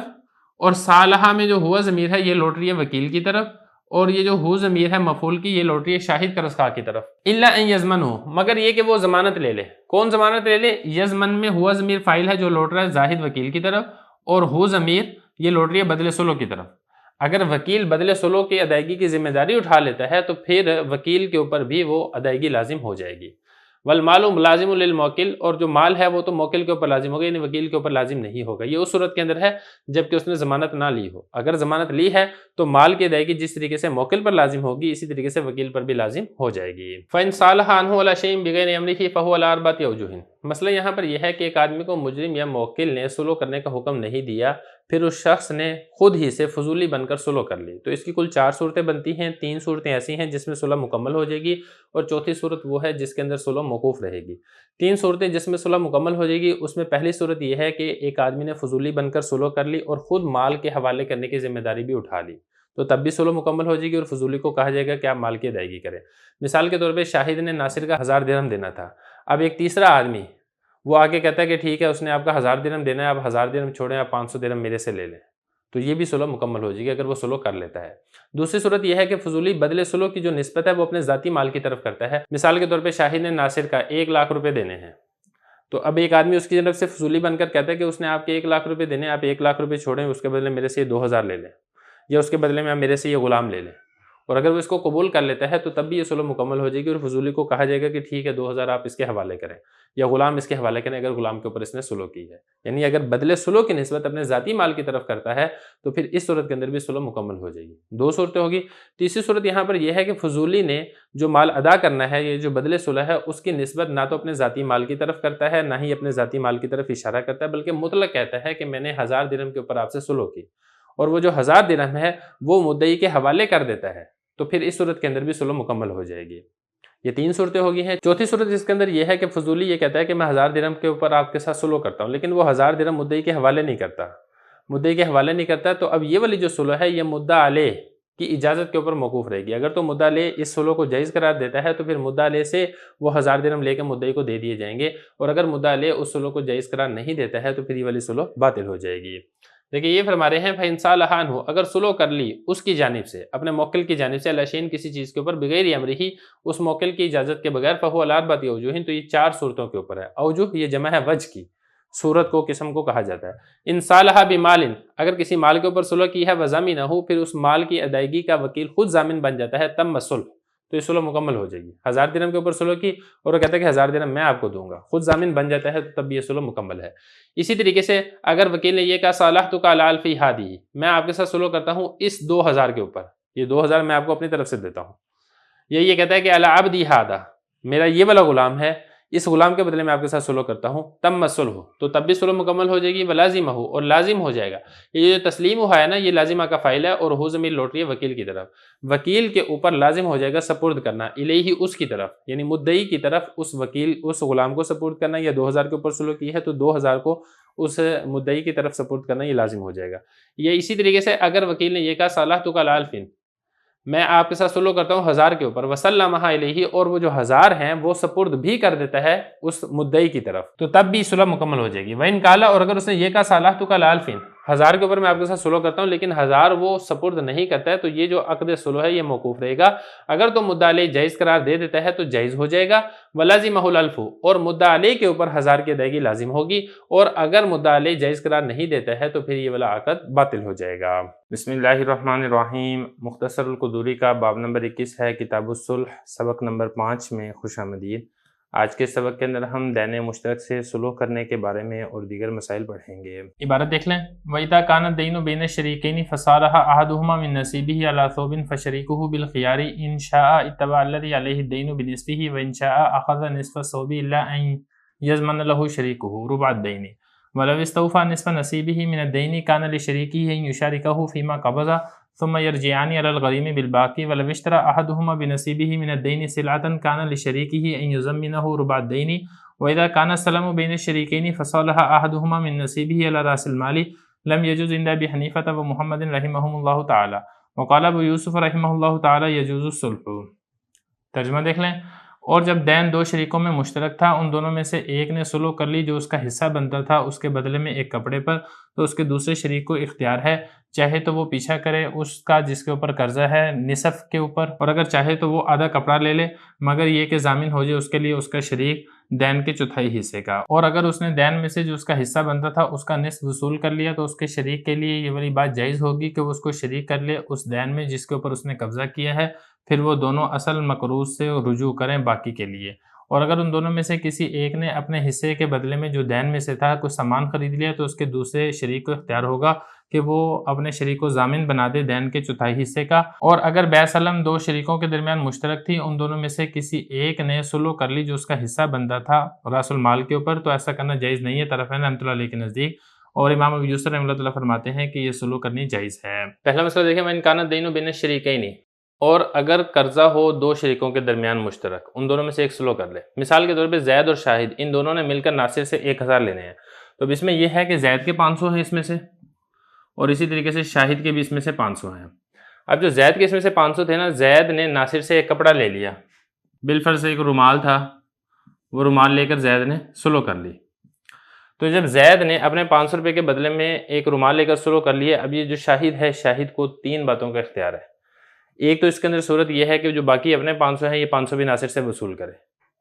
اور ناصر کا پیچھا کرے، کیونکہ حقیقت کے اندر جو قرضہ دینا ہے وہ ناصر نے دینا ہے شاہد کا 500. تو لہذا شاہد کو اس بات کا بھی اختیار حاصل ہے کہ زید تو فارغ ہو چکا ہے اپنے پیسوں کے بدلے میں کپڑا لے کر، اب یہ جو شاہد ہے، شاہد ناصر سے اپنے پیسوں کا مطالبہ کرے. ایک صورت یہ ہے. دوسری صورت اس کے اندر یہ ہے کہ جو شاہد ہے یہ اس کپڑے کے اندر زید کے ساتھ شریک ہو جائے، یعنی یہ جو پہلے رومال لیا ہے یہ اکیلا زید کا ہے، شاہد بھی اس کے اندر شریک ہو جائے گا. تو جب شاہد بھی اس رومال کے اندر شریک ہو جائے گا تو پھر جو 500 روپے بچیں گے، یہ 500 روپے زید اور شاہد دونوں مل کر اس ناصر سے وصول کریں. یہ دوسرا اختیار حاصل ہے کس کو؟ شاہد کو. تیسرا اس کے اندر اختیار یہ ہے کہ زید شاہد سے یہ کہتا ہے کہ دیکھو بھائی، میں نے 500 روپے کے بدلے میں رومال لیا ہے، تم ایسا کرو، تم اس میں سے جو 250 روپے ہیں وہ تم مجھ سے لے لو. یعنی جو کل قرض ہے، کل قرض کے چوتھائی کا زید ذمہ داری اٹھا لے شاہد کے لیے.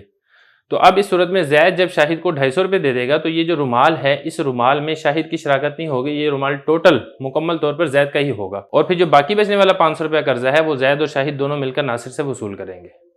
تو خلاصہ یہ ہے کہ شاہد کو تینوں باتوں میں سے اختیار ہے، چاہے وہ پہلی صورت اختیار کر لے سارے کا سارا قرضہ ناصر سے لے لے، چاہے دوسری صورت اختیار کر لے کپڑے کے اندر شریک ہو جائے زید کے ساتھ، چاہے تیسری صورت اختیار کر لے زید سے کپڑے میں سے جو اس کا حصہ بنتا ہے اس کے مطابق اس سے پیسے وصول کر لے، اور پھر یہ دونوں مل کر قرض کا مطالبہ ناصر سے کریں. تینوں چیزوں کا اختیار حاصل ہے. اب ذرا عبارت دیکھیں. فرما رہے ہیں وَإِن كَانَ الدَّيْنُ بَيْنَ الشَّرِيكَيْنِ، اور اگر قرضہ دو شریکوں کے درمیان مشترک ہو، جیسا کہ زید اور شاہد دونوں نے مشترکہ طور پر ناصر سے پیسے لینے ہیں. فصالح احدہما، ان دونوں میں سے ایک نے سلو کر لی، من نصیبہ ہی، جو اس کا حصہ بنتا تھا. جیسا کہ اس مثال میں زید نے سلو کر لی ہے جو اس کا حصہ 500 بنتا تھا، علی ثوب نے کپڑا لے کر. فشریک ہو، تو جو زید کا شریک ہے جیسا کہ اس مثال میں شاہد شریک ہے، اس کو اختیار ہے. ان شاء اتبع الذی علیہ الدین، چاہے تو وہ پیچھا کرے اس شخص کا جس کے اوپر قرضہ ہے، یعنی وہ ناصر کا پیچھا کرے، بنصفہ، جو اس کا آدھا قرضہ بنتا ہے، کیونکہ 500 تو اس نے لے لی ہیں، جو باقی 500 بچتے ہیں اس 500 کے لیے شاہد ناصر کا پیچھا کر سکتا ہے. ایک یہ صورت ہے. دوسری صورت کیا ہے؟ وَإِنْ شَاءَ أَخَذَ نِصْفَ الثَّوْبِ، دوسری صورت یہ ہے کہ وہ اس سے آدھا کپڑا لے لے، یعنی جو کپڑا اس کے درمیان مشترک ہے اس کپڑے کے اندر اس کے ساتھ شریک ہو جائے زید کے ساتھ. إِلَّا أَنْ يَضْمَنَ لَهُ شَرِيكُهُ رُبَع الدَّيْنِ، تیسری صورت یہاں سے ذکر کی جا رہی ہے. ہاں ایک صورت اور بھی ہے، وہ یہ ہے کہ اگر جو اس کا شریک ہے یعنی جو زید ہے یہ ضامن ہو جائے لہو، اس کے لیے، کس کے لیے؟ شاہد کے لیے. شریک ہو، اس کا شریک یعنی کون؟ زید ضامن ہو جائے ربع الدین، قرض کے چوتھائی کا. ٹوٹل قرضہ تھا 1000، اس کا چوتھائی بنتا ہے 250. تو یہ جو زید ہے، زید شاہد سے کہتا ہے کہ بھئی تم رومال کے اندر میرے ساتھ شریک نہ ہو، جو ٹوٹل قرضے کا جو 25% ہے، چوتھا حصہ ہے، وہ میں آپ کو دے دیتا ہوں. یہ جو میں نے رومال لیے آدھے کے بدلے میں، اس رومال کے بدلے میں جو میں نے آپ کے 250 دینے وہ آپ میرے سے 250 لے لو، رومال میرے سے نہ لو. تو اس صورت کے اندر بھی یہ شاہد اس سے 250 روپے اگر لے لیتا ہے تو یہ رومال مکمل زید کا ہو جائے گا، اور پھر یہ دونوں مل کر ناصر سے 500 روپے کا مطالبہ کریں گے. وَلَوِ اسْتَوْفَىٰ نِصْفَ نَصِیبِهِ، اگلا مسئلہ. یہ پہلے مسئلے سے ملتا جلتا مسئلہ ہے. زید اور شاہد دونوں نے مل کر 1000 روپے لینے تھے ناصر سے. اب اس میں یہ تھا کہ جو زید ہے، زید نے کپڑا نہیں لیا بلکہ زید نے 500 روپے وصول کر لیے، جو اس کا حصہ بنتا تھا وہ اس نے ناصر سے لے لیا. اب یہ جو شاہد ہے، شاہد کو دو باتوں کا اختیار ہے. ایک تو یہی ہے کہ بھئی زید فارغ ہو گیا، اب شاہد ناصر کا پیچھا کرے، ناصر کو کہ بھئی مجھے بھی 500 دو، میں بھی فارغ ہوں. ایک تو یہ ہے. دوسری صورت یہ ہے کہ شاہد کو اس بات کا بھی اختیار ہے کہ شاہد زید سے کہے کہ بھئی جو تم نے 500 روپے وصول کیا ہے اس 500 روپے میں سے آدھا مجھے دو، کیونکہ قرضہ دونوں کا مل کر 1000 تھا. لہذا یہ جو شاہد ہے، شاہد زید سے بھی 250 روپے لے سکتا ہے. شاہد زید سے 250 روپے لے لے تو پھر اس صورت کے اندر 250 دونوں کا آ چکا ہے، جو باقی 500 بچے گا وہ دونوں مل کر پھر ناصر سے وصول کریں گے. تو خلاصہ یہ ہے کہ شاہد کو دونوں باتوں کا اختیار حاصل ہے. یہ فرمانے وَلَوِ اسْتَوْفَىٰ نِصْفَ نَصِیبِهِ، اور اگر اس نے وصول کر لیا اپنا آدھا حصہ قرض میں سے، یعنی جو قرض میں سے آدھا حصہ بنتا تھا نا 500، یہ زید نے وصول کر لیا. کان لشریکہ، تو زید کا جو شریک ہے شاہد، اس کو اختیار ہوگا ان یشارکہ، اس بات میں کہ وہ شریک ہو جائے اس آدھے میں، فیما قبضہ، وہ رقم جس کے اندر زید نے قبضہ کر لیا ہے. ثم یرجعان علی الغریم بالباقی، پھر وہ دونوں رجوع کریں گے غریم اس مقروض سے، ناصر سے، بالباقی، جو باقی رقم بچتی ہوگی. یعنی یہ جو شاہد ہے، شاہد 250 روپے لے لے زید سے، پھر یہ دونوں مل کر جو باقی 500 روپے بچتے ہیں وہ ناصر سے وصول کریں. تو اس چیز کا بھی شاہد کو اختیار ہے. اور اگر شاہد ایسا نہیں کرنا چاہتا، وہ ڈائریکٹ 500 روپے ناصر سے بھی لینا چاہے تو وہ بھی لے سکتا ہے. وَلَوِ اشْتَرَىٰ أَحَدُهُمَا بِنَصِیبِهِ مِنَ الدَّيْنِ صِلَةً، اگلا مسئلہ. وہی والی مثال ہے، زید اور شاہد دونوں نے مل کر 1000 روپے لینا تھا ناصر سے. تو 1000 میں سے 500 زید کے تھے، 500 شاہد کے تھے. اب یہ جو زید ہے، زید نے جب ناصر سے کہا کہ بھئی مجھے پیسے دو، تو ناصر نے کہا کہ بھئی میرے پاس پیسے تو نہیں ہیں، آپ ایسا کریں جو میں نے آپ کے 500 روپے دینے ہیں آپ اس کے بدلے میرے سے سائیکل خرید لیں. تو یہاں پر جو ناصر ہے، ناصر نے اپنی سائیکل دے دی ہے زید کو، گویا کہ زید کو سائیکل فروخت کر دی ہے اس قرض کے بدلے میں جو قرض زید نے ناصر سے وصول کرنا تھا. تو اب زید تو فارغ ہو گیا سائیکل لے کے. اب یہ جو شاہد ہے، شاہد کو اختیار ہوگا، شاہد کو یہاں پر وہی والا اختیار ہے. ایک تو یہی ہے کہ وہ 500 روپے ناصر سے لے اور فارغ ہو جائے. دوسری صورت یہ ہوگا کہ قرض کے چوتھائی حصے کا ضمان لے زید سے. زید سے کہ بھائی آپ نے جو اپنے آدھے پیسوں کا آپ نے سائیکل لے لی ہے، تو میرے قرضے کا کیا بنے گا؟ آپ ایسا کرو جو اس کا چوتھائی یعنی 250 روپے بنتے ہیں وہ آپ مجھے ادا کرو. تو 250 روپے شاہد زید سے وصول کر سکتا ہے. تو 250 روپے اگر شاہد زید سے وصول کرتا ہے تو جو باقی بچنے والا 500 ہوگا یہ دونوں مل کر پھر ناصر سے وصول کریں گے. یہ بتا رہے ہیں وَلَوِ اشْتَرَىٰ أَحَدُهُمَا بِنَصِیبِهِ مِنَ الدَّيْنِ، اور اگر خرید لے ان دونوں میں سے ایک نے بنصیبی، جو اس کا حصہ بنتا تھا دین قرضے میں سے، سلعہ سامان، یعنی زید اور شاہد ان دونوں میں سے ایک زید نے اپنا جو حصہ بنتا تھا 500 اس کے بدلے میں ناصر سے سائیکل خرید لی. کان لشریکہ، تو شریک کو اختیار ہوگا ان یضمنہ ربع الدین، کہ وہ اسے ضمان لے ربع الدین، دین کے چوتھائی حصے کا. یعنی جو شاہد ہے، شاہد زید سے جو ٹوٹل قرضہ ہے اس کے 25% 250 روپے کا اس سے ضمان لے. تو اس چیز کا بھی اس کو اختیار حاصل ہے، اور اس کو دوسری چیز کا بھی اختیار حاصل ہے کہ ٹوٹل قرضہ وہ ناصر سے وصول کرے، زید کو گولی مارے. مطلب یہ ہے کہ گولی نہ مارے، مطلب یہ کہ اس سے پیسے وصول نہ کرے. وَإِنْ كَانَ السَّلَمُ بَيْنَ الشَّرِيكَيْنِ، اگلا مسئلہ. دیکھیں دو شریکوں نے مل کر بیع سلم کی ہے. مثال کے طور پہ زید اور شاہد ان دونوں نے مل کر ناصر کے ساتھ بیع سلم کیا. تو ناصر ہے مسلم الیہ، تو ناصر کو ان دونوں نے مل کر 1000 روپے دیا. تو گویا کہ 500 روپے اس میں سے زید نے دیا اور 500 روپے اس میں سے شاہد نے دیا، اور طے یہ پایا کہ ناصر 2 مہینے کے بعد ان دونوں کو 1 من گندم دے گا. اب دونوں کو 1 من گندم دے گا تو گویا کہ اس 1 من گندم میں سے آدھا من یہ ہے کس کا؟ زید کا، اور آدھا من یہ کس کا ہوگا؟ شاہد کا۔ پھر اس میں یہ ہوا کہ جو زید تھا اس نے ناصر کے ساتھ جو آدھا من اس نے وصول کرنا تھا اس کے بدلے میں 500 روپے لے کر سلو کر لی کہ ٹھیک ہے آپ مجھے 500 روپے دے دیں اور جو آدھا من گندم آپ نے مجھے دینی ہے آپ یہ مجھے نہ دیں۔ تو آیا یہ سلو کرنا جائز ہے یا جائز نہیں ہے؟ تو طرفین رحمۃ اللہ علیہ کے نزدیک یہ جو زید ہے اس شریک کا اس طریقے سے سلو کرنا بغیر اپنے شریک کی رضامندی کے اپنا حصہ واپس لینا یہ جائز و درست نہیں ہے، کیونکہ یہ ایک قسم کا دھوکہ ہے۔ جب دونوں نے مل کر عقد سلم کیا ہے، اب ایک شخص اپنی مرضی سے اس عقد سلم کو نہیں توڑ سکتا ہے۔ یہ کون فرماتے ہیں؟ یہ فرماتے ہیں طرفین رحمۃ اللہ تعالیٰ۔ جبکہ اس صورت کے اندر امام ابو یوسف رحمۃ اللہ علیہ یہ فرماتے ہیں کہ دونوں شریکوں میں سے ایک شریک کا راس المال واپس لینا جائز اور درست ہے، کیونکہ دیکھیں جو ان دونوں نے مل کر 1000 دیا تھا، ان دونوں میں سے 1000 میں سے جو آدھا تھا وہ ہر شریک کا ذاتی حصہ تھا۔ تو جس طریقے سے انسان اپنی ذاتی مال کے اندر تصرف کر سکتا ہے، بالکل ایسے ہی یہ بیع سلم کے اندر بھی اپنی ذاتی مال کے اندر تصرف کر سکتا ہے اور مسلم علیہ سے اپنے حصے کے بدلے میں سلو کر کے کچھ مال بھی وصول کر سکتا ہے۔ دیکھیں ذرا یہ والی بات فرماتے ہیں وَإِنْ كَانَ السَّلَمُ بَيْنَ الشَّرِيكَيْنِ، اگر بیع سلم تھی دو شریکوں کے درمیان مشترک، فَصَالَ أَحَدُهُمَا مِن نَصِيبِهِ، پھر ان دونوں میں سے کسی ایک نے سلو کر لی جو اس کا حصہ بنتا تھا، جیسے زید اور شاہد ان دونوں نے مشترکہ طور پہ بیع سلم کی تھی، پھر ان دونوں میں سے ایک زید نے سلو کر لی جو اس کا حصہ بنتا تھا 500 میں سے جو آدھا من اس نے لینا تھا، اس کے بدلے میں اس نے ایک راس المال کے اوپر سلو کر لی کہ بھئی ٹھیک ہے مجھے 500 روپے واپس دے دیں، آپ مجھے گندم نہ دیں۔ تو اس میں طرفین رحمۃ اللہ تعالیٰ فرماتے ہیں ایسا کرنا جائز نہیں ہے، جبکہ امام ابو یوسف رحمۃ اللہ تعالیٰ فرماتے ہیں کہ اس طریقے سے سلو کرنا جائز اور درست ہے، کیونکہ اس صورت میں یہ جو شریک ہے زید یہ اپنے ذاتی مال کے اندر تصرف کر رہا ہے اور ہر بندے کو اپنی ذاتی مال میں تصرف کرنے کا اختیار حاصل ہوتا ہے۔ بسم اللہ الرحمن الرحیم۔ مختصر القدوری کا باب نمبر 21 ہے، کتاب الصلح سبق نمبر 6 میں خوش آمدید۔ آج کے سبق کے اندر ہم مسائل تخارج پڑھیں گے۔ عبارت دیکھ لیں، وَإِنْ كَانَتِ التَّرْكَةُ بَيْنَ وَرَثَةٍ فَأَخْرَجُوا أَحَدَهُمْ مِنْهَا بِمَالٍ آتُوهُ إِيَّاهُ وَتَرْكَةُ عِقَارٌ أَوْ عُرُوضٌ جَازَ قَلِيلًا كَانَ مَا آتُوهُ أَوْ كَثِيرًا، فَإِنْ كَانَتِ التَّرْكَةُ فِضَّةً فَآتُوهُ ذَهَبًا أَوْ ذَهَبًا فَآتُوهُ فِضَّةً فَهُوَ كَذَلِكَ، وَإِنْ كَانَتِ التَّرْكَةُ ذَهَبًا وَفِضَّةً وَغَيْرَ ذَلِكَ فَصَالَحُوهُ عَلَى ذَهَبٍ أَوْ فِضَّةٍ فَلَا بُدَّ أَنْ يَكُونَ مَا آتُوهُ أَكْثَرَ مِنْ نَصِيبِهِ مِنْ ذَلِكَ الْجِنْسِ حَتَّى يَكُونَ نَصِيبُهُ بِمِثْلِهِ وَالزِّيَادَةُ بِحَقِّهِ مِنْ بَقِيَّةِ الْمِيرَاثِ، وَإِذَا كَانَتِ التَّرْكَةُ دَيْنًا عَلَى النَّاسِ فَأَدْخَلُوهُ فِي الصُّلْحِ عَلَى أَنْ يُخْرِجُوا الْمُصَالِحَ عَنْهُ وَيَكُونُ الدَّيْنُ لَهُمْ فَالصُّلْحُ بَاطِلٌ، فَإِنْ شَرَطُوا أَنْ يَبْرَأَ الْغُرَمَاءُ مِنْهُ وَلَا يَرْجِعُ عَلَيْهِمْ بِنَصِيبِ الْمُصَالِحِ عَنْهُ فَالصُّلْحُ جَائِزٌ۔ ترجمہ دیکھ لیں، اگر ترکہ ورثاء کے درمیان مشترک تھا، انہوں نے ایک وارث کو نکال دیا اس وراثت میں سے کسی مال کے بدلے میں جو مال انہوں نے اس وارث کو ادا کیا، اور ترکہ وہ زمین تھی یا سامان تھی، تو ایسا کرنا جائز ہے، چاہے جو مال انہوں نے دیا ہے وہ قلیل ہو یا زیادہ ہو۔ اور اگر ترکہ چاندی تھی انہوں نے سونا دے دیا، یا ترکہ سونا تھا انہوں نے چاندی دے دی، تب بھی مسئلہ اسی طرح ہے۔ اور اگر ترکہ سونا چاندی اور اس کے علاوہ بھی مال تھا، انہوں نے سلو کر لی سونے پر یا چاندی پر، تو ضروری ہے جو مال انہوں نے دیا ہے وہ زیادہ ہو اس کا اسی جنس میں سے جو حصہ بنتا ہے اس سے، یہاں تک کہ اس کا جو حصہ بنتا ہے وہ اسی کے مثل ہو جائے، اور جو اضافہ ہے وہ اس کے باقی وراثت میں سے جو حق ہے اس کے بدلے میں ہو جائے۔ اور اگر ترکہ دین تھا لوگوں کے اوپر، انہوں نے داخل کیا اس ایک وارث کو سلو میں اس شرط کے اوپر کہ باقی ورثاء نکال دیں گے سلو کرنے والے کو اس دین سے، اور وہ قرضہ یعنی وہ جو دین ہے وہ باقی ورثاء کے لیے ہوگا، تو یہ سلو باطل ہے۔ اور اگر انہوں نے شرط لگائی کہ بری کر دے گا قرض خواہوں کو اس دین سے اور رجوع نہیں کریں گے اس سلو کرنے والے کا جو حصہ بنتا ہے اس دین سے اس پر، تو اس طریقے سے سلو کرنی جائز ہے۔ وَإِنْ كَانَتِ التَّرْكَةُ بَيْنَ وَرَثَةٍ فَأَخْرَجُوا أَحَدَهُمْ، مسئلہ یہاں پر یہ ہے کہ ایک آدمی کا انتقال ہو گیا اور اس کے ورثاء میں متعدد اشخاص تھے، مثال کے طور پہ میت کے ورثاء میں 5 بیٹے تھے۔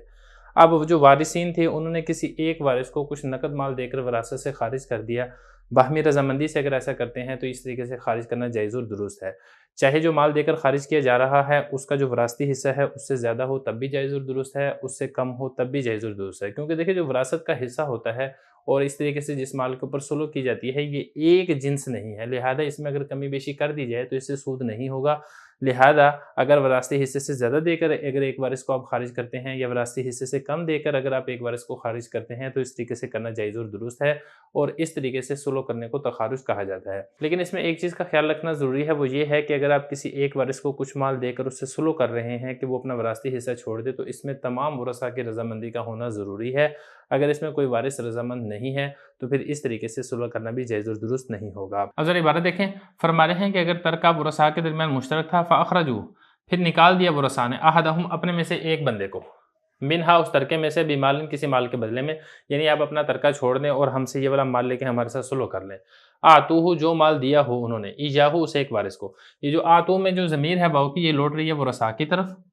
اور یہ جو ہو ضمیر ہے یہ لوٹ رہی ہے اس مال کی طرف جس مال کو دے کر اسے ایک وارث سے سلو کی جا رہی ہے، اور ایجاہو یہ جو ضمیر ہے مفعول کی یہ ضمیر لوٹ رہی ہے اسے ایک وارث کی طرح جس کو ترکہ دیا جا رہا ہے. تو حضرت فرما رہے ہیں کہ اس طریقے سے کرنا جائز اور درست ہے. وَالتَّرْكَةُ عِقَارٌ أَوْ عُرُوضٌ، اور وہ ترکہ چاہے وہ زمین تھی، کوئی بلڈنگ تھی یا زرعی زمین تھی یا کوئی پلاٹ تھا تب بھی جائز و درست ہے. اور عروض یا اس کا کوئی سامان تھا، اس کی گاڑی تھی، اس کے موبائل تھے، اس کے کپڑے تھے یا کوئی سامان تجارت تھا، ہر طریقے سے کرنا حضرت فرما رہے ہیں کہ جائز ہے. قلیلاً کان ما آتوہ او کثیرا، جو مال انہوں نے دیا ہے، یہ جو میم الف ماء، یہ میم الف ماء موصولہ ہے. آتوہ جو انہوں نے دیا ہے، چاہے وہ قلیل ہو او کثیرہ یا زیادہ ہو، یعنی جو اس کا وراثتی حصہ ہے اس سے کم مال دے کے اس سے سلو کر لی ہو تب بھی جائز و درست ہے. وراثتی حصے سے زیادہ مال دے کر اس سے سلو کر لی جائے تب بھی جائز و درست ہے. یہ اسی طریقے سے اگر جو ترکہ تھا وہ ترکے میں چاندی تھی، انہوں نے سونا دے کر سلو کر لی، یا ترکے میں سونا تھا چاندی دے کر سلو کر لی، فہو کذالک، تب بھی اسی طریقے سے کرنا جائز و درست ہے. یعنی ورثاء تھے، اب جو میت فوت ہوئی ہے اس نے اپنے ترکے میں سے سونا چھوڑا تھا، ورثاء میں سے تمام ورثاء نے باہمی رضامندی سے ایک بار اس کو یہ کہا کہ بھئی اس نے سونا چھوڑا، آپ ایسا کریں سونے کے بدلے میں یہ چاندی لے لیں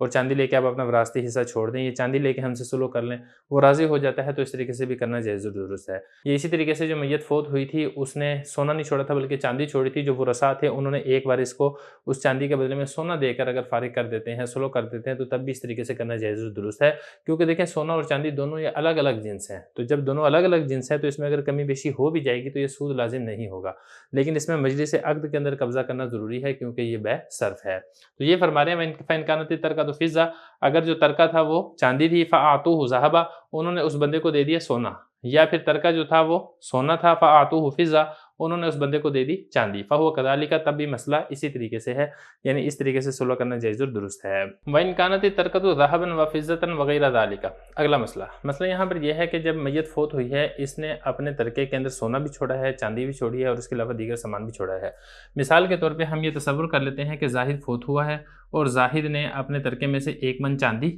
اور اسی طریقے سے 10 کلو سونا اور 20 کلو گندم چھوڑی ہے. اب اس کے ورثاء کے اندر ہم یہ تصور کر لیتے ہیں مثال کے طور پہ اس کے ورثاء میں 8 بندے تھے اور 8 بندے جو تھے وہ مل کر ایک وارث کو فارغ کرنا چاہ رہے ہیں. اب جس ایک وارث کو فارغ کرنا چاہ رہے ہیں ہم یہ تصور کر لیتے ہیں کہ اس کا چاندی میں سے حصہ بنتا ہے 10 کلو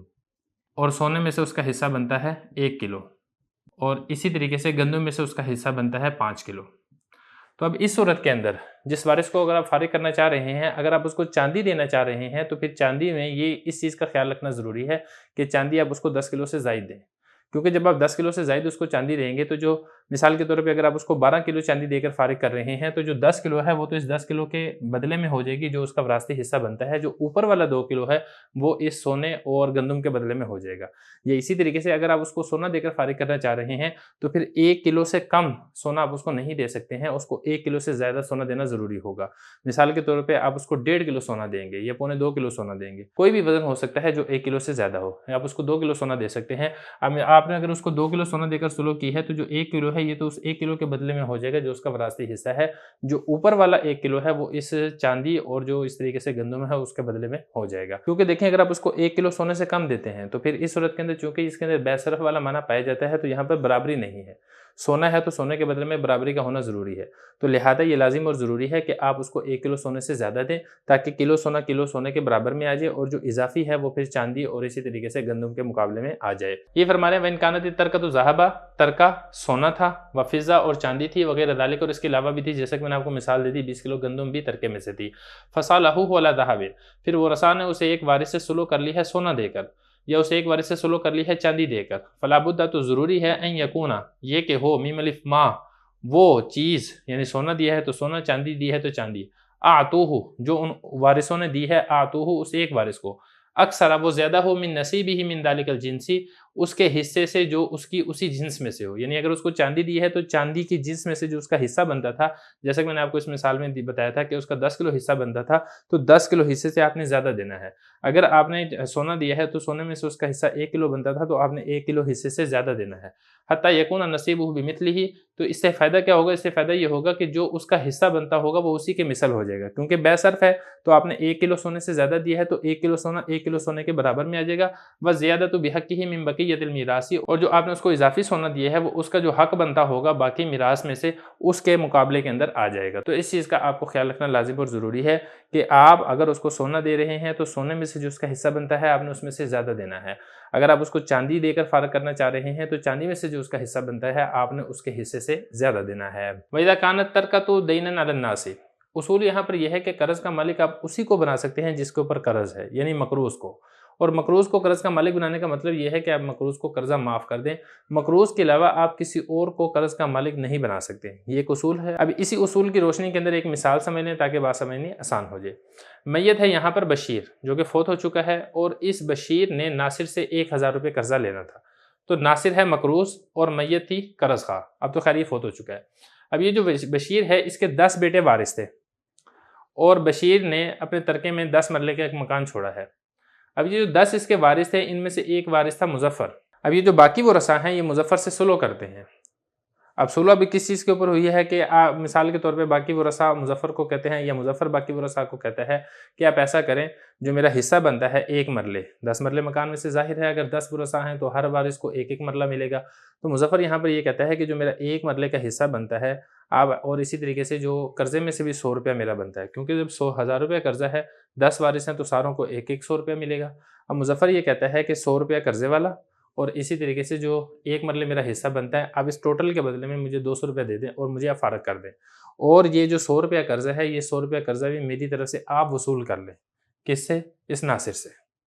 تو حضرت یہاں پر یہ کہہ رہے ہیں کہ قرض کے بدلے میں کچھ لینا اور قرض وصول کرنے کا مالک دیگر ورثاء اپنے بھائیوں کو بنانا یہ جائز نہیں ہے، کیونکہ قرض کا مالک، جیسا کہ میں نے آپ کو پہلے اصول بتایا تھا، قرض کا مالک صرف اور صرف مقروض کو بنا سکتے ہیں، یعنی مقروض کو قرض معاف کر سکتے ہیں، مقروض کے علاوہ آپ کسی اور کو قرض کے بدلے میں کوئی چیز لے کر کسی اور کو قرض کا مالک آپ نہیں بنا سکتے ہیں۔ یہ جو آگے ہے یہاں سے فَإِنْ یہاں سے ایک ہیلہ ذکر کیا جا رہا ہے اسی مثال کو درست کرنے کا۔ یہ حضرت فرما رہے ہیں کہ وَإِذَا كَانَتْ تَرْكَةُ دَيْنًا عَلَى النَّاسِ، اگر ترکہ دین تھا لوگوں پر، جیسا کہ اس مثال کے اندر یہ جو ترکہ تھا 1000 روپے یہ ناصر کے اوپر دین تھا، فَأَدْخَلُوهُ داخل کیا انہوں نے اس کو، کنہوں نے کس کو داخل کیا؟ ادخلو میں واو ضمیر فاعل ہے جو لوٹ رہی ہے 10 ورثاء میں سے جو 9 وارث ہیں اس کی طرف، اور یہ جو ہو ضمیر ہے یہ لوٹ رہی ہے مظفر کی طرف۔ انہوں نے مظفر کو سلو کے اندر داخل کیا علی اس شرط کے اوپر ان یخرجو کہ جو دیگر ورثاء ہیں وہ نکال دیں گے المصالح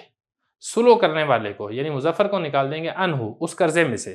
وہ قرضہ جو لوگوں کے اوپر ہے، یعنی مظفر کو فارغ کر دیں گے اور مظفر کا جو حصہ بنتا ہے وہ حصہ بھی باقی ورثاء وصول کریں گے۔ یہ فرمانے وَيَكُونُ الدَّيْنُ لَهُمْ، اور جو قرضہ ہے وہ باقی ورثاء کے لیے ہو جائے گا، فَالصُّلْحُ بَاطِلٌ، تو یہ سلو کرنی باطل ہے، کیونکہ یہاں پر قرض کا مالک مقروض کے علاوہ کو بنایا جا رہا ہے جو کہ جائز اور درست نہیں ہے۔ لیکن اسی مثال کے اندر اگر مقروض کو قرض کا مالک بنا دیا جائے، یعنی مقروض کو قرضہ معاف کر دیا جائے، تو پھر یہ والی مثال جائز اور درست ہو جائے گی۔ یہی والی مثال آپ دیکھ لیں، اس مثال کے اندر یہ جو باقی 9 ورثاء ہیں وہ مظفر سے سلو کرتے ہیں اس بات کے اوپر کہ جو 1 مرلہ آپ کا حصہ بنتا ہے اس 1 مرلے حصے کے بدلے میں آپ 200 روپیہ وصول کر لیں، اور جو آپ کا 100 روپیہ قرضہ تھا ناصر کے اوپر وہ قرضہ ہم ناصر کو معاف کر دیتے ہیں۔ تو اگر اس شرط کے اوپر سلو ہوتی ہے تو یہاں پہ دیکھیں قرض کا مالک چونکہ مقروض کو بنایا جا رہا ہے لہذا اس طریقے سے سلو کرنا جائز اور درست ہو جائے گا۔ تو یہ حضرت فرما رہے ہیں کہ فَإِنْ شَرَطُوا، اگر شرط لگائی، کنہوں نے شرط لگائی؟ جو باقی 9 ورثاء تھے انہوں نے شرط لگائی، اَن يَبْرَأَ، یہ کہ وہ بری کر دے گا الغرماء